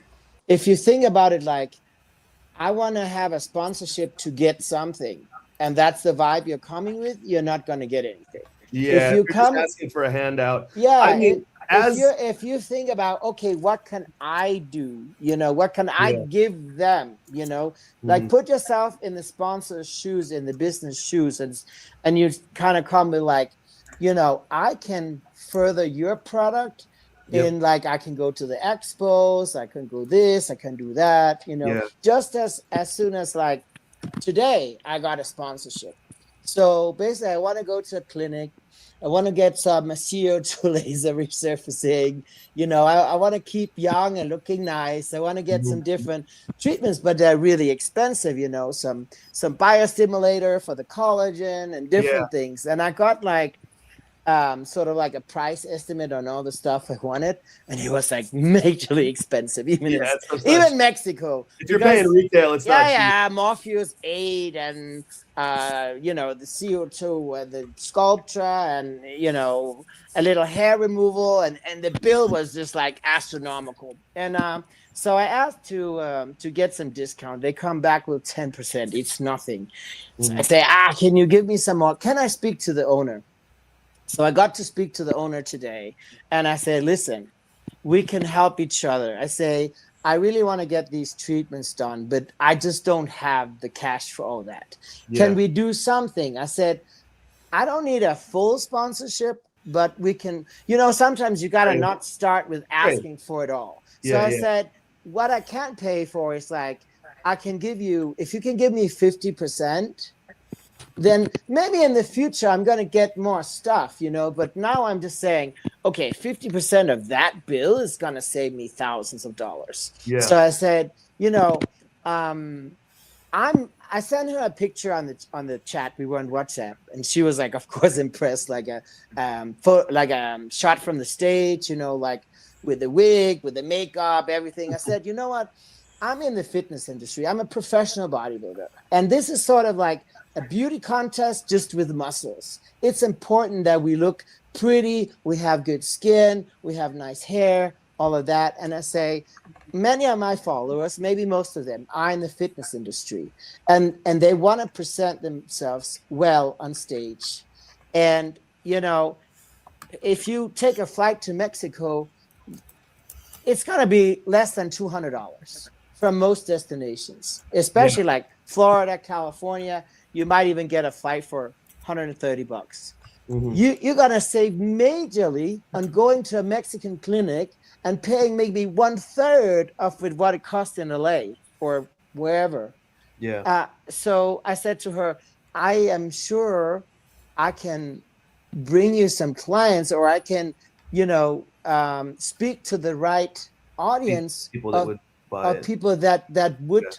You know, I mean, athletes, we want to put everything into the finished product, and you don't want to come there with like acne and bad skin and this and that. You know, most girls today do not look hollow in the face. And, you know, everybody's always like, when we dry out, you know, all the haters are going to come and say, oh, you look like a man. Look at those bones. You can see the whole jawline. Yeah, what do you think it's going to look like with 5% body fat? You know, like you're not going to have like round apple cheeks like off season. So we do fillers to look like more healthy and all this, but it costs like a shitload of money.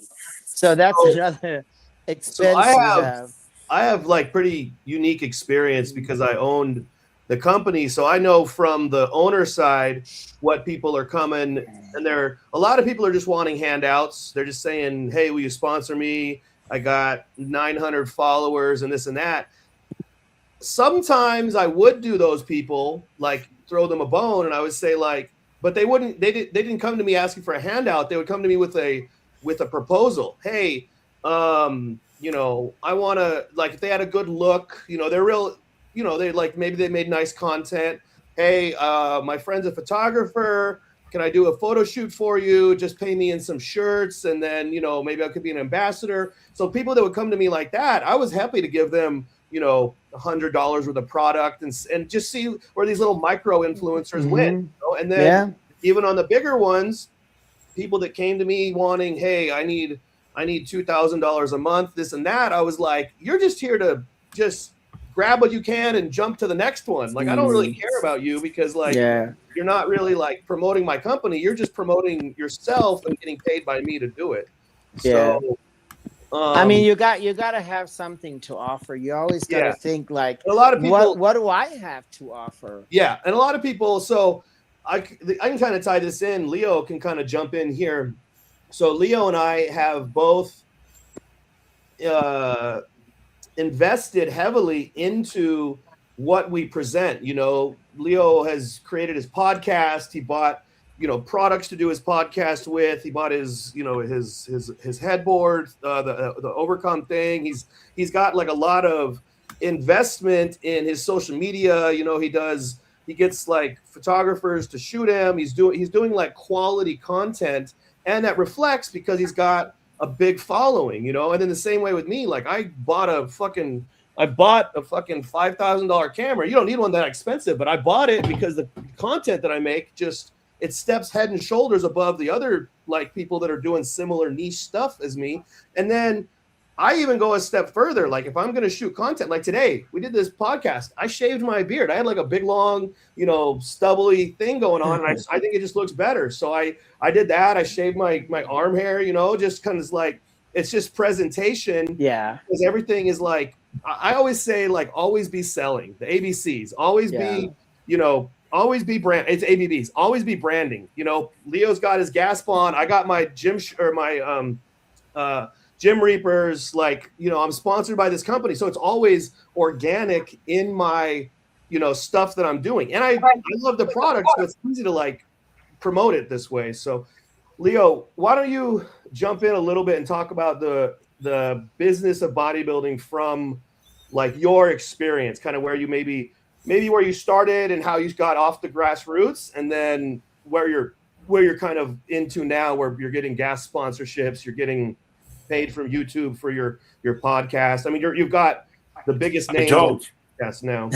Can I quick add something before? Yeah, go ahead. Go I just don't want to like go in between with something.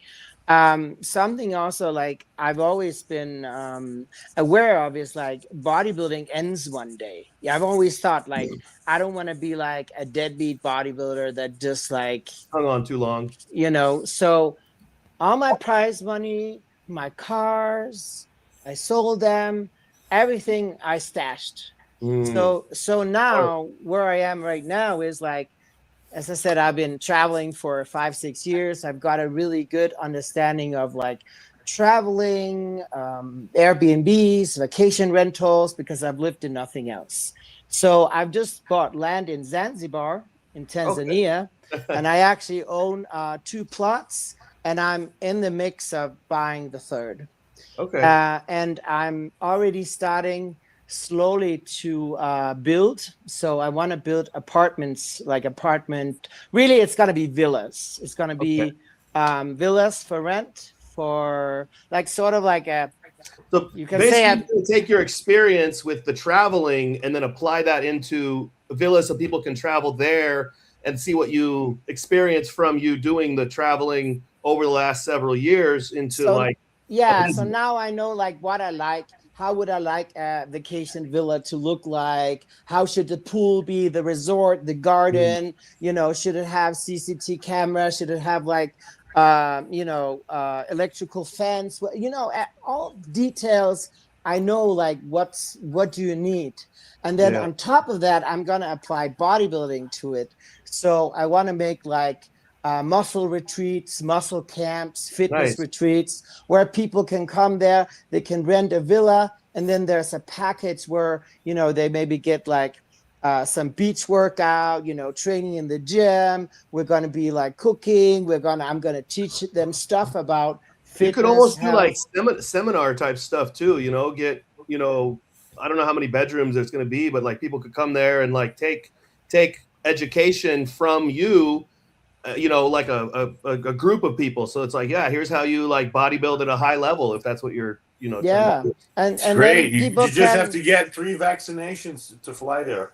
It's not too bad, you know, like I'm kidding. You get your hepatitis and it's a few things, but it's like, you know, people go on vacation all the time. Like, why not go on an active vacation instead of you go there and you gain 10, 15 pounds on your vacation, you know, like Zanzibar is like out of the coast of Tanzania. Is tropical island. It's unspoiled. It's not like Bali and some of those islands where I think there's way too much noise and pollution.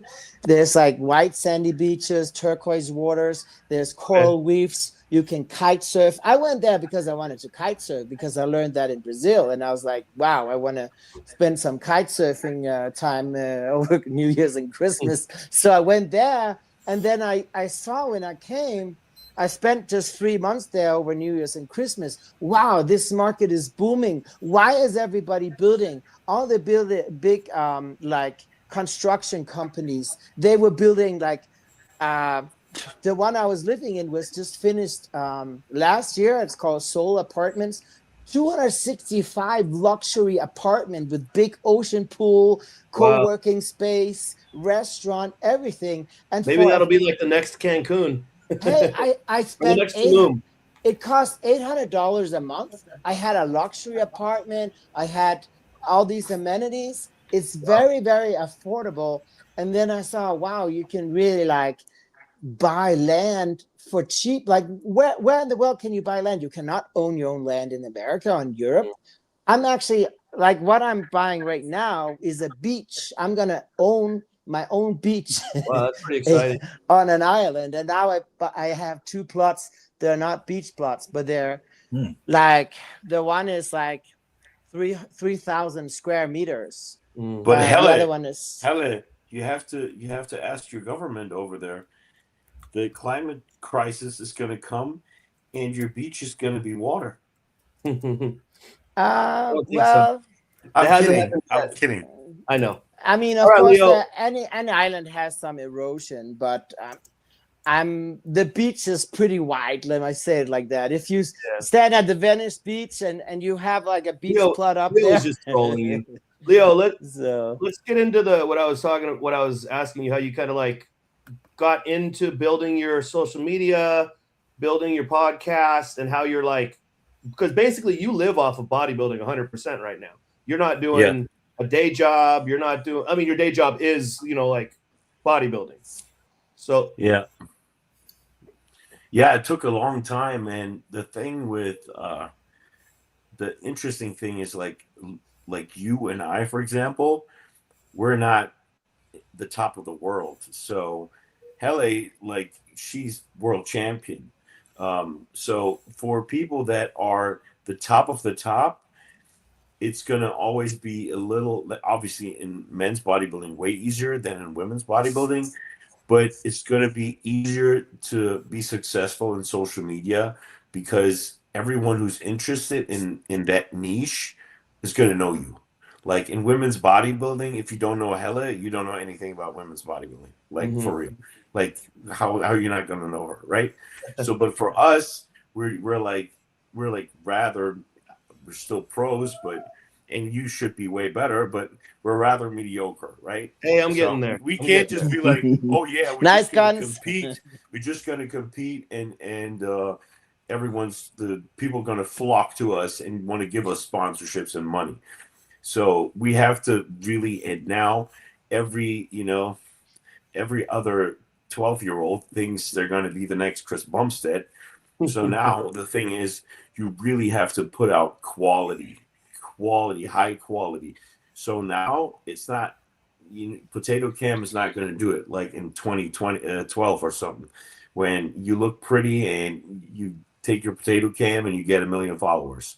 Yeah. So with my podcast, I had to invest a lot and still do, because I invest in editors and so the podcast will keep it running, costs money every month. But the cool thing is I can focus then more on the things that I'm good at. And I know there's people that are going to take that over, so I'm less stressed with that. So you need to, but you had to put out great quality, and you need to understand what people don't understand is like what Larry, for example, doesn't understand is like headlines, clickbait, and Larry puts out like an SEO and all that. You need to know about it. Like YouTube doesn't want forever long titles. YouTube and people like you have to realize what people are going to click on. Some people are complaining on my videos sometimes that they're like that I'm too clickbaity or whatever. But there's so much competition out there, like no one's going to click. And then when it's about steroids, everyone's going to click anyways. And then it's like, yes, I don't want to put out trash content all the time. So it is crucial that you understand, and what you need to do nowadays is, and I'm not good at it, but I also don't really try hard when it comes to Instagram, is like when you post on Instagram, you have to immediately draw attention and immediately get people like triggered. So you either trigger them through talking to them directly and maybe talking about a problem that a ton of people are going to have, like whatever, I'm going to fix your XYZ. That's your first 3 seconds, and then people will be okay, let me hear this because I have this shit. So now it's so important. And this what worked like 10 years ago is like, hey guys, what's up, blah blah blah. You already like that. It's already someone's bored. Don't even try. You didn't hook them. What's up, superstar XYZ here? No, it doesn't matter. Like, go at it right away. It's really hard, like finding out now and like getting the right titles. Like always trying to address. That's what I said. I think I texted it in the WhatsApp, like because of we were talking about titles, and I'm like, you have to like talk to the viewer, or there's some things that always work well, like top 10 tips for XYZ, or you address them like. You gotta look at the Mr. Beast method, and like basically he just found what worked, and then he just tailored his algorithm to continue like honing it down, and now he's like, he gets a insane amount of views, obviously. Yeah, for example, if you have if you find out you do like videos like top 5 XYZ, and that video blows up, you make it your channel, top 5, whatever. Yeah, everything's gonna be top 5. Well, what you're saying right here is something that I really found with social media, with like Instagram specifically and TikTok, is oh fuck, I forgot where I was going with that. Oh no, that I remember. You gotta have your niche, because like my bodybuilding content, it does okay, but when I do stuff that's like off the bodybuilding, but I'm like a bodybuilder splitting firewood, I mean, that gets like millions and millions and millions. And then I'll post a workout and it'll get like 20,000, 40,000, whatever. So getting into that niche, that's something else, whether your niche is like cars and you look like a unique bodybuilder and you're just like jacked in a car, or like, whatever. I mean, like look at maybe Larry Wheels. He's just a strongman, but then he does all these like sideshow lifts and stuff. And then people he became one of the biggest social media guys there is. So you kind of got to like, you can't just be like rigid about your style. Like you said, if you find something that like the axe splitting thing, I didn't know that was going to go crazy. You should make like a bodybuilder tool time thing. Or something. I was at my dad's and I just like split some wood and it like did like 4 times the views I'd ever gotten. And I was like, oh shit. So I literally like ordered an axe.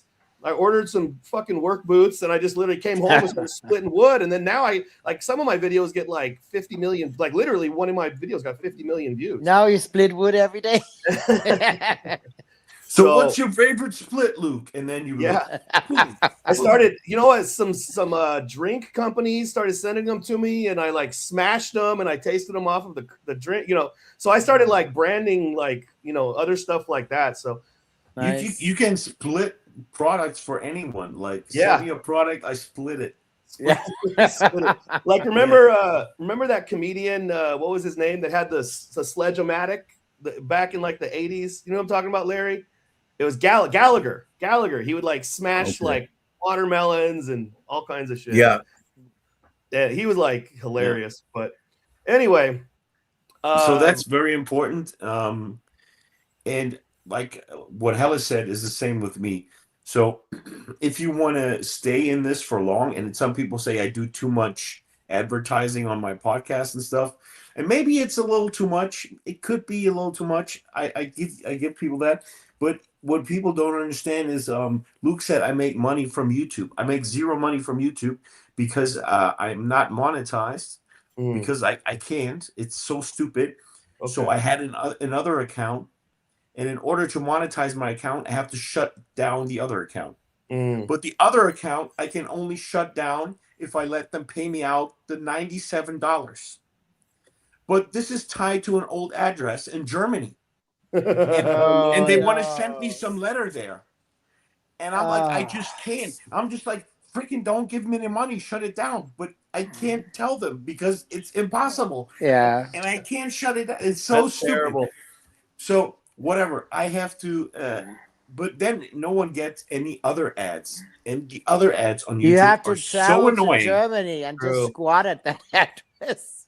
I was just there, but well, You have to so, go and watch the mailbox. Yeah, But for it's real, kind of- because they want to send you something to verify that address. It's just so antiquated. Like, why? As what if you- no one ever moves. It's like, what? I can't change that address. I'm like, people move. What the heck? Yo, what you're saying? Okay, so you just do ads of your own products, which actually is a lot smarter Yeah. because people that are watching your content are wanting the products that you promote. So if like, you know, some random thing comes up on YouTube that gets a paid ad that's like not even relevant to you, you're just like trying to hit that like finish button, you know? So I feel like you probably monetize way better almost because of not having the YouTube monetization. Dr. Squash. No, but there's like around the Olympia, there were months. I have an AI. It's called Video AI or so. Yeah. It's interesting. I can go on any channel, and it tell me what they estimate this channel makes. So with YouTube revenue. So during the Olympia, it would estimate me at 8K a month, and I didn't get shit. Damn. Oh, It's you gotta see if you can fix it somehow. He's tried. I have to find someone from YouTube who can just shut it down. That other account. Just shut it down. exactly. I don't need $97. I really don't need them. And you can Just really, get someone in Germany to go to that address and be like, "Hey, I got to pick up a letter for this guy." yeah. And Yeah, you get really I could good send views. it there and send my parents over to. I don't know. Yeah. Maybe. Yeah, you maybe gotta that would fix work. it. Yeah, You but get- they'll you probably also- throw the you- $8 letter grand, I away. would try it. $8 a month, I would try it. Yeah. They'll well, probably throw the letter away. I don't know. that's I a just lot have of to find that's a someone lot at of money YouTube. to be missing out on. Yeah. Well, Yeah.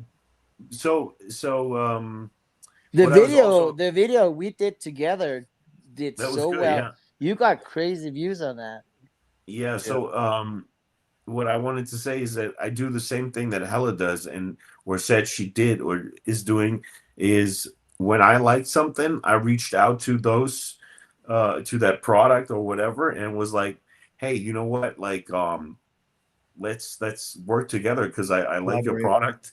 Yeah. And You give them a proposal like, hey, I have this YouTube channel. I'm going to promote you. Here's how some of the ads that I do currently. So like, I'm kind of trying to tailor this to people that might be in bodybuilding that want to make a living doing this, because truly, if you have like a day job, it's pretty hard to bodybuild depending on the job. Like it's hard to like, hey guys, I got to microwave my salmon if you're in an office building, or, you know, you got to work till 7 o'clock and then go to the gym from 8:30 to 10:30 or something like that. It's hard to do that. So like, if you are able to, you know, monetize your bodybuilding just directly, where you're just going to the gym, making videos of the stuff you're already doing, it's a lot easier to do that than to do, like, you know, some jobs cater to bodybuilding. Like Hella said, she had that client that really catered to it, but you know, that's not really coming along too often. A lot of people just got to work, you know, an hourly wage and are kind of stuck in that, trying to bodybuild on the side, but it's hard to like serve two masters, you know. I would say in America it might be hard in Europe, in Germany or so, it's super easy because people don't work much. They complain that they work much, but they And don't. also there's like a lot of shift work that that work really well. We also have like Leo knows what I'm talking about. These sort of like facilities with young criminals or young people that are kind of like not what can you say, doing well in society, maybe petty crimes and stuff, and they try to help them to get a better um, structure. There's also these facilities for people who have maybe ADHD, or they have mental, it's like disturbances, or even like drug related issues. Like they're not in drugs anymore, but they maybe had some damage or whatever, So like, post-traumatic do you get a stress. job like helping these people? Yeah, so you kind of like almost like live in a house with these people in shifts and Yeah. just help them structure their life and help them like get up in the morning, go to school or work or whatever My they mom have. actually did that here in the United States. She worked for the state, basically helping people that were on Social Security. Maybe they somehow wanted to live alone, but she got paid by the state to go. They couldn't drive because they were just too disabled to be able to drive. Like either mentally or just physically got to a point. And then she would like take them to doctor's appointments, maybe get their groceries, come over and clean their house or help them or whatever. So yeah, it was definitely a lot of work for her. But like you said, once she kind of like got into a system with these certain people, she was able to like, go out of town if she needed to. And they were able to like, kind of like help each other on that, where she was still able to get good insurance, make a good income, and then, It's like some of those shift jobs. I mean, they're a little bit more free. Like like you're in a house or in a sort of like either like a community house or you were in a private person's house. Like I was, I could kind of eat whenever I wanted. I didn't have to, like I used to be actually before that. I was at a shoe store, and it was really like if Hard. you were busy, you could not eat. Like literally, like I had to go to the bathroom where we had some lockers and I could lock the door. I hid my food in the locker, and I would stand out there and eat. And sometimes they would come and knock on the door and say, "Hey, there's a lot of customers. Where are you? Why is it taking so long?" And I'm like, "Oh, I have the shits or something." And I was eating my tuna, Oh no. So it was just like we would have like one lunch break, usually like from 9 in the morning to like 6, 7 at night, like one lunch break. But if there was time, we could have like some coffee breaks, but sometimes they just wouldn't. And it was really not bodybuilding friendly. And being on the feet all day and then having to go to the gym after, you were tired. So having like a shift job where you say you can eat on the job, like preferably you can go train, you have some hours off or whatever, and then you have like longer periods of time off because maybe you have a 12-hour shift, right?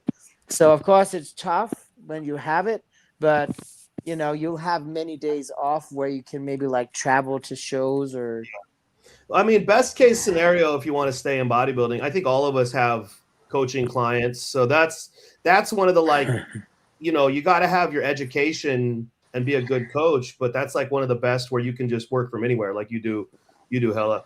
But you I need mean, good online marketing for that. So you have to you have to bring across that you know what you're talking about. I always had a hard time getting a lot of coaches, and I saw people getting a bunch of clients, getting a bunch of clients that are crazy, clueless, and I'm like they have a good system, trying they to have figure out they how they use. do that. I mean, I never put in a lot of work or so. So now I'm trying to put out another ad, and I'm not. So the last one I was probably trying to hard to convince people with my achievements, Physique, even though they're pretty good, and most of the guys that make a ton of money are like never gonna get that, but it was too much or so. So now in the new ad that I'm making, it's just like I'm just saying in this ad what coaching like what the main skill of coaching is that I have, Yeah. and what you need to be good at to be a good coach, and that I have that. And then maybe like I asked my editors just to put in some of the transformations and some stuff in the background, and we'll see if how that's going to do. Basically, if Yeah. you want to make an income with bodybuilding, one, you need to become a marketing specialist. Yeah, Like, unfortunately, basically, we all marketing is are way more marketing important than specialists skill. to some degree. Yeah. Way more And then important than skill. Two, you need to work pretty hard, because whether you're a in-person trainer, you need to have the education to do that. Whether you're an online coach, you need to have the education. So there's like a certain level of like educating yourself that you need to do. And probably a lot of us just did it along the way. If we were interested in biology of how to get bigger, we learned, you know, like, oh, this is how body mechanics works. Oh, this is how proteins, fats, carbs, calories work. Oh, this is how, you know, digestion and supplementation and stuff like that. So, I mean, there's Or definitely people can just buy my book and become the best coach. I mean, that's Right, doing another that. thing. Ebooks. You can write Yeah. ebooks, right? Yeah. Or like full books and sell on Amazon or other outlets. Yeah. somebody just said, if you're chasing money trying to be a bodybuilder, good fucking luck. If you get into bodybuilding for the money, you probably won't make much. But if you are passionate about it and it's your lifestyle, then you can convert. You know, you can find methods to make a good living, which every single person on this podcast. I mean, I can guarantee. I mean, nobody thinks like, "Oh, I'll get into bodybuilding and make a lot of money." If they do, I think kids nowadays think that. I think, like, You know what? every 12-year-old thinks they're going to be fucking I mean, Homestead. if There's you a lot are- of money in bodybuilding. It's just like not that easy, and you it's have not to that be good at even marketing. just coaching. Yeah. Who the fuck is not a coach nowadays? It's like Yeah. people It's a saturated they market, do for sure. one show and they're a coach. Even like they don't compete, they're just a influencer and they're a coach. That's you know? what Leo Like, was saying. And they then have a and then six those pack. guys will have. They're If good they at have a marketing, so they'll have six-pack. 50 clients. Yeah. They have a six You know, pack. one They're a thing- coach. One thing I've seen a lot is a lot of people want to be trainers. I just did recently. I was interviewing for trainers, and I was shocked. I put one ad out, and I had like 200 applications immediately in a week. And all these people wanted to be trainers. None of them were qualified. Few of them had certifications. Out of the people that had certifications, I picked two that I thought were the best. Turns out they have zero experience. Like they had not actually trained hardly any people. And they're calling themselves trainers. And I remember I started training people when I was a teenager. I had just won the Teen USA, and basically an older guy in the gym asked me to prep him for a contest because he knew I'd won shows. I wasn't looking to be a trainer. I didn't want to be a trainer. There was no like title of a trainer. I just said, yeah, I'll help you. And he paid me, and I got him in contest shape as best I could at that point. I just basically told him to do what I did, which is what we knew back then, which is like basically don't eat very much, do a lot of cardio, and, you know, take these drugs and train like real hard. But anyways, all of the years that I've trained people, I never really tried to get clients. I never had to. Even right now, like at my gym, I don't like try to get clients, but people just ask me stuff, and I see they need help, and I'm like, okay, you know what? I'll train you. And I just started taking on more clients recently, just not looking for clients, but just people approaching me. Yeah, I mean, you got the gym. Yeah, and kind of an authority. But yeah, and then they get filtered in into them for long periods of time because that just speaks to you knowing so what it's kind you're of like I do. But before I had the gym, when I was a marketing manager and I was training myself at Gold's, there was a big black guy he approached me in the parking lot, and he kept asking to train him. And I'm like, I'm not a trainer. I don't have time. I was working full time as a marketing manager. I don't have time to train you. And he just kept bugging me for months because he just kept seeing me go to the gym. And I finally said, oh, $5,000 a month. And he's like, okay.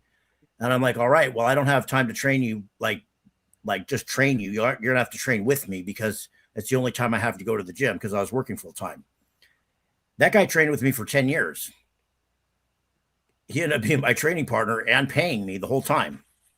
Wow, that's great, man. But I wasn't trying to get a client.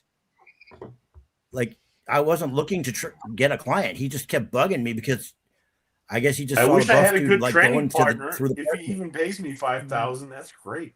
I actually had that too Yeah, once.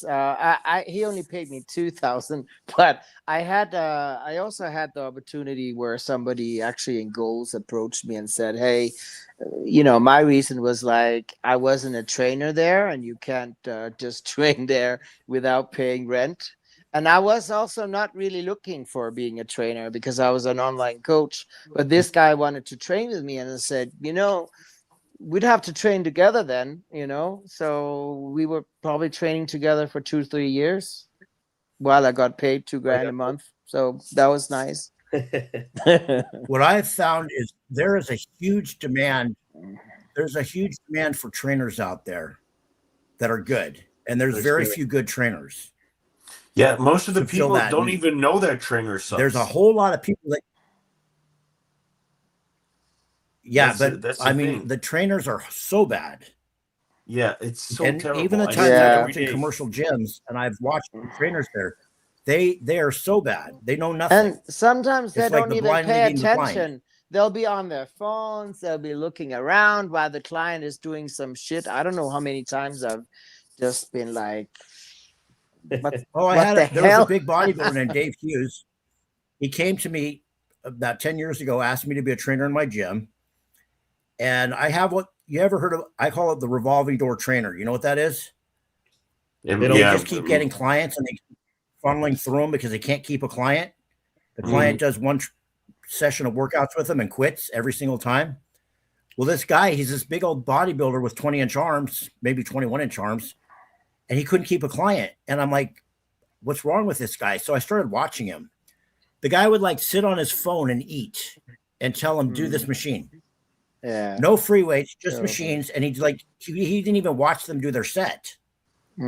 So I started asking his clients, when they were getting ready to quit, I'm like, so what's up with the guy, the trainer? And he's like, yeah, this guy doesn't even talk to me when I'm training. He just tells me like, do this. And then he just eats. Yeah. And on his phone. You cannot charge people for that. That's horrible. No, and the people are not stupid. They can see. So I told him, I said, hey, dude, you're not keeping any clients. I'm like, if you want, I will help you, teach you how to train people. And he had such a big ego. He's like, nah, I know what to do. I'm like, well, then you're not working here because, I remember that guy. I remember that guy. He was at Oak Street, right? Mm-hmm. Yeah. Every client burned through him. Yeah. So he lasted maybe 2 months and I had to get rid of him. I mean, nobody also want to pay for that shit. Yeah. I mean, when I'm training a client, I'm like there with them. I'm not on my phone. Larry has like a pad, like a workout already, and he like marks the reps and everything. And then I think he keeps it, and then he's like keeping them progressive and stuff. So Larry's actually really on his shit. Keeping track. Yeah. No, I'm writing down what they're doing while I'm doing it, and then it all goes in a computer program that ends up being on an app. I'm programming their stuff the whole time. Yeah. Yeah. And there's if you guys have any specific stuff to go over, throw it out there. But I want to do these questions that we had, and it's been 2 hours, so I'm getting ready to eat meal number 3 for the day. But if you guys got anything extra to throw in, let's do it now, and then let's get through these questions that everyone put in. I just wanted to say, if you want to make it in this bodybuilding industry, you got to be an entrepreneur. The amount of people if you're trying to work a 9-to-5 and make it in bodybuilding, it's going to be a rough thing. Now, there's some guys that have good a good living and do, you know, they're able to just have a job where they, you know, run a business or do a thing, and then they bodybuild like on the side. I mean, I'm trying to think of who is just like a professional that. No, I'm saying if you run your own business or you have something like high income, yeah, you can do it. Yeah. But you're not going to do it working some minimum wage bullshit. No, it's going to be tough. It doesn't. Especially going to be tough to fucking stay. I spend like $400 a month or $400 a week on fucking groceries between steak and fruit and chicken and everything. It's crazy. Damn, that's crazy. All right. Yeah. We had somebody asking about. Let's see. Hold on. Oh, you know what? Someone says Charles Glass would be making a lot of money with his YouTube channel and apps. Unfortunately, I think the people that do that for him are milking him. But so I don't think he's doing great. I mean, I don't think he's doing bad, but I think most of that money some other people are taking. Let's start at the top. Larry, what's your thoughts on Sean Ray interview with Boyer Co? Was he really good, especially about 1980, Mr. O? Did you see that one with Sean Ray? I did watch it. I thought it was a really good interview. And Boyer said, you know, he thought it was between him and Mike Menser who should have won. And he said he thought Mike Menser should have won because he was a little bit bigger than him and he was both conditioned. I thought it was a great interview, actually. Wow, really how come Sean does Sean have a new channel? He's got a new channel where he's like, where are they now? And he's interviewing all the old time bodybuilders like from the past. And Boyer Co was like one of the top bodybuilders in the 80s. Yeah. Did you ever train with Boyer or around Boyer? No. He did a workout thing with Sean Ray. Like they had a little TV thing back in the day. They had a workout on TV on some ESPN show. But I remember seeing those things. They had like the onesie on where it was like a singlet. They had like the singlets and they were all stripes. It was like purple and dark purple. And it was like ESPN workout routine, and he was on there with Boyer Co and Mike Christian. I think Lee Haney might have been on there. Yeah, for a minute. Those pop up on my Instagram from time to time. All right. Somebody asked, wouldn't buying and eating whole foods always be better than taking a supplement, pill, or powder? I'd say I don't think always. 99% yes, but there is convenience to like the only time I take in a protein shake is post-workout. I don't take it instead of food, but post-workout, when you need to get something in quick, I'll take rice milk and I'll mix it with some whey isolate, and that's a perfect post-workout right there. I mean, I don't really do a whole lot of vegetables. I do quite a bit of fruit, but I don't really do a whole lot of vegetables. So I do take like, you know, greens and stuff like that. I mean, taking creatine, you really can't get enough creatine through steak from like the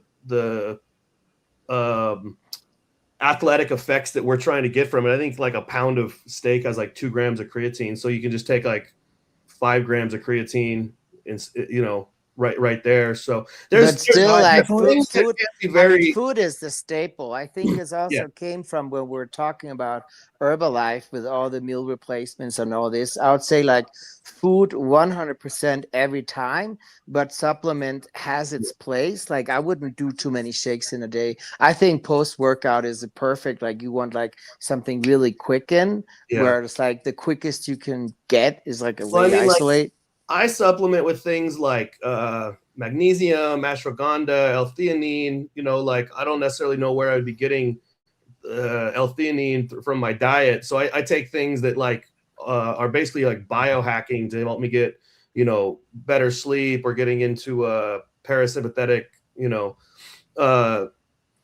But, you know, there's definitely you know, every diet should be based around whole foods, but basically a lot of supplements are just like biohacking. Like you're able to, if you can't get enough protein in because maybe your appetite is too low or you just don't have the time or whatever to cook, you know, 50 grams of protein of chicken, then you can just take a supplement, like you guys said, post-workout. I personally don't because I'm like allergic to whey, but you know, I wish I could. It's a total hack, you know.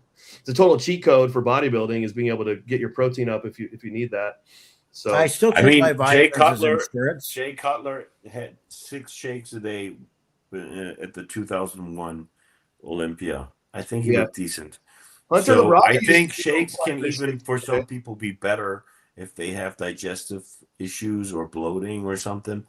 Like nowadays, like if you have a really good whey isolate or something, you can totally drink that, and in most cases, even way cheaper, and you're not going to overconsume maybe meat, and you probably also have always as a bodybuilder some hematocrit issues, so therefore it also makes sense not to eat too much meat, True. and So if you're pushing like the yeah. potential of human genetics, then maybe you have to, like you said, pull back on the amount of food you're eating and use protein shakes so that you're just not eating like 8 pounds of chicken and steak per day. You know, you could eat. So yeah, and when you're dieting down, then you're like, oh shit, I want some substance in my stomach. You pull out that So shake. then I'm like, yeah, dude, like, Yeah. why do you drink a shake? You know, eat that stuff. You feel full and you feel way more satiated. So I think it kind of depends. Like if you're on borderline overeating and you like, maybe a shake would be better than steak. You get so full and then you put a steak in yourself. I And- think also it Yeah. depends a lot. I mean, I'll say general rule for most people, like Mhm. eat the food because you get all the micronutrients. Like from a shake, you don't get a lot of micronutrients. I mean, Yeah, there are true, maybe true. if it has some amino acids or whatever, but just the fiber, the different just green vegetables. Yeah. I'm not good at saying the phytonutrients. Yeah, I can't say that word. Well, But all the basically, micronutrients, I think it's better with food. But in some cases, like we said, I also had a client that had throat cancer and had surgeries, and he could not chew food. Like he just could not chew. He also couldn't taste anything. So for him, it was the best to have shakes, just because his chewing function was not really. So definitely, what I would say is just there's a lot of nuance to supplements. I mean, they're meant to maybe supplement in something that you're not getting in your diet. Maybe you're not getting in enough, Agree. iron or folic, whatever it is. So especially as an supplements athlete, have I their mean, place. I don't think that they're the way to do. I don't think that it's better to take that.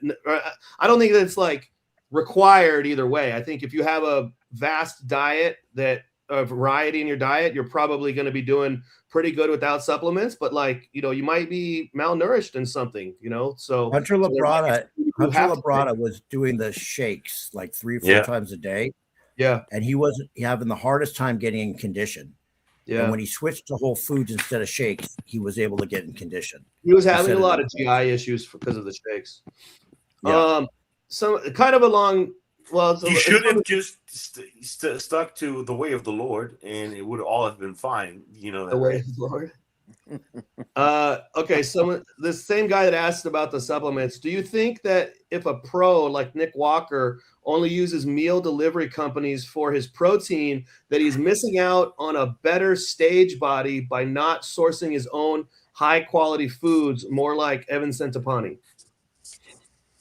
Depends on the meal company, really. How good Evan quality is. Centopani hasn't won the Arnolds. Nick Walker has, but I mean, it's the meal delivery company. I think when you get down to it, it's probably more of just a macros game. If you're getting in your macros, maybe in the long term you could have some kind of gut issue or some kind of something if you do like,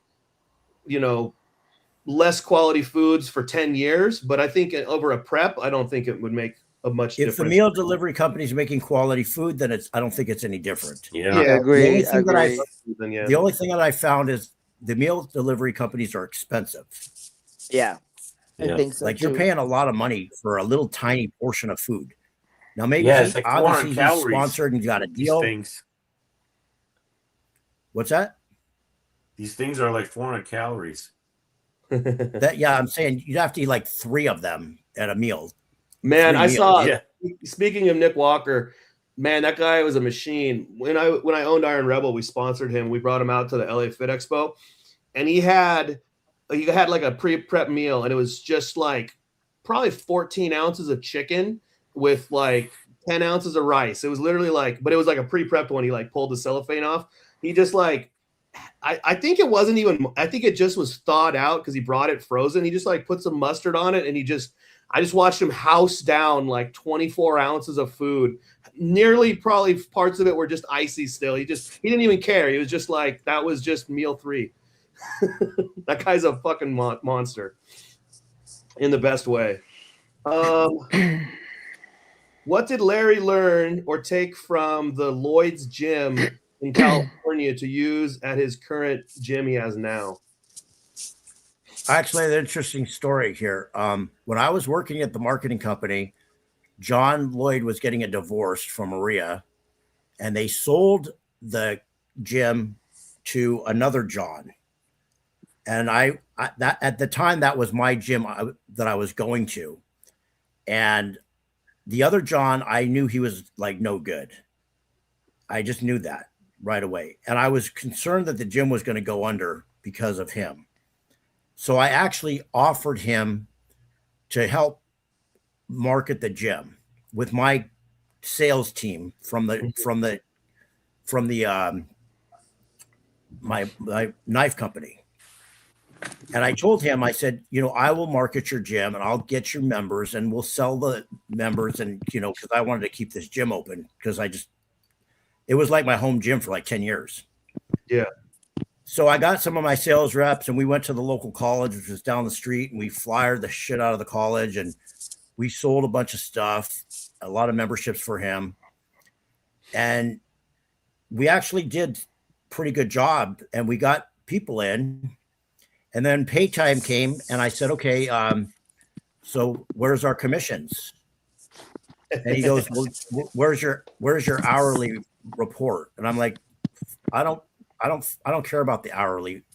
Just give me the commissions on what we sold, because I knew we sold a lot. And he's like, well, you need to do your hourly. I'm like, fuck the hourly. I just want paid on what we sold. I'm not even asking you for that. Where's the commissions on what we sold? He didn't want to pay us. Was there like a commission negotiated prior, or was it? Yeah, but he didn't want to pay us. Yeah, that's fucked up. The guy was a piece of shit. Yeah. So anyways, I'm like, and then John Lloyd told me, I told you that guy's an ass. And he literally just didn't want to pay us. We just did all this business for him. He didn't want to pay us. Yeah. And I wasn't asking for no hourly shit. He was like, you have to turn in your hourly report. I'm like, I'm not asking you for that. I just want the commissions. Yeah. And anyways, that gym went under because of him. Yeah. Does Hella know Monica Brandt? I do not. Okay. Let's I see. can't comment. I know It's who terrible. she is. I mean, she was pretty big like when I kind of started bodybuilding, and I remember I saw her the first time at the FIBO in Germany, and she was like super on top at that point, and I was just like a little newbie that was like, oh, look at that's Monica Brandt over there, so I know who she is, but I don't know her personally.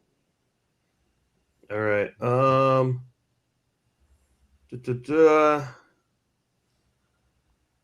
think we're getting pretty much answered all these questions. Hold on. There's a bunch of conversation. Boyer Co. podcast. All right. I think that's it. No more question marks, at least. So anyway, that was a good podcast. It's pretty long, but we got a lot of information out there about the business of bodybuilding. Yeah, I hope you guys got something out of this. And don't forget, like, subscribe, and for future stuff, put in the comments section of this video, whatever you want us to talk about next video, next week. And you can also message us on Instagram. And don't forget, check out, we've got sales on my website for the HD muscle products. And what's also the website, Larry? undergroundperformancegym.com. Right on. And anything you guys want to promote? I know you guys got some new sponsors. Yeah, Leo's with Gasp now. Better Bodies. Yeah, you can always just put in the website name and then hashtag Leo.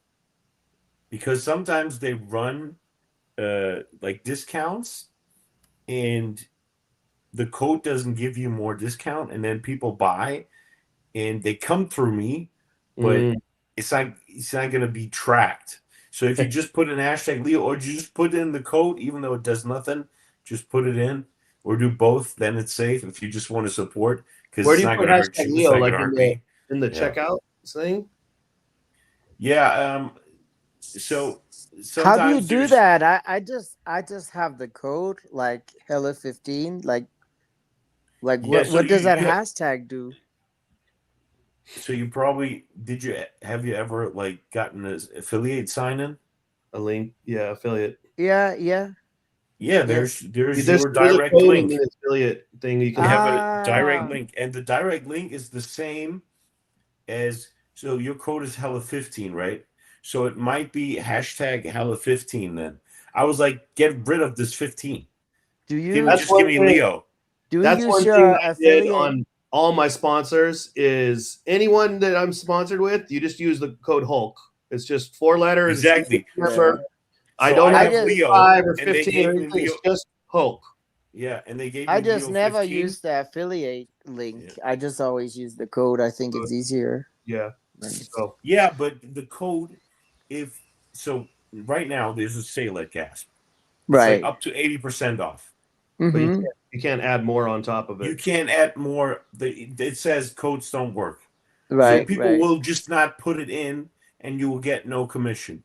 But if they go through your link, you get commission. Or if they put, Yeah. Okay. Yeah. Then it applies the code automatically. So That makes sense. yeah. All right, guys. Technically, Good tip, Leo. Good tip, Yeah, Leo. and Thank you. sometimes they could put in the code still, and it would work. But if the website itself already says no codes, no one's going to do that, and they don't even know that they can't support you. So if they just click the link right away, That's a good tip. Thanks. you're welcome. all right, Give guys. me half of your commission now for those. Thanks, Steve.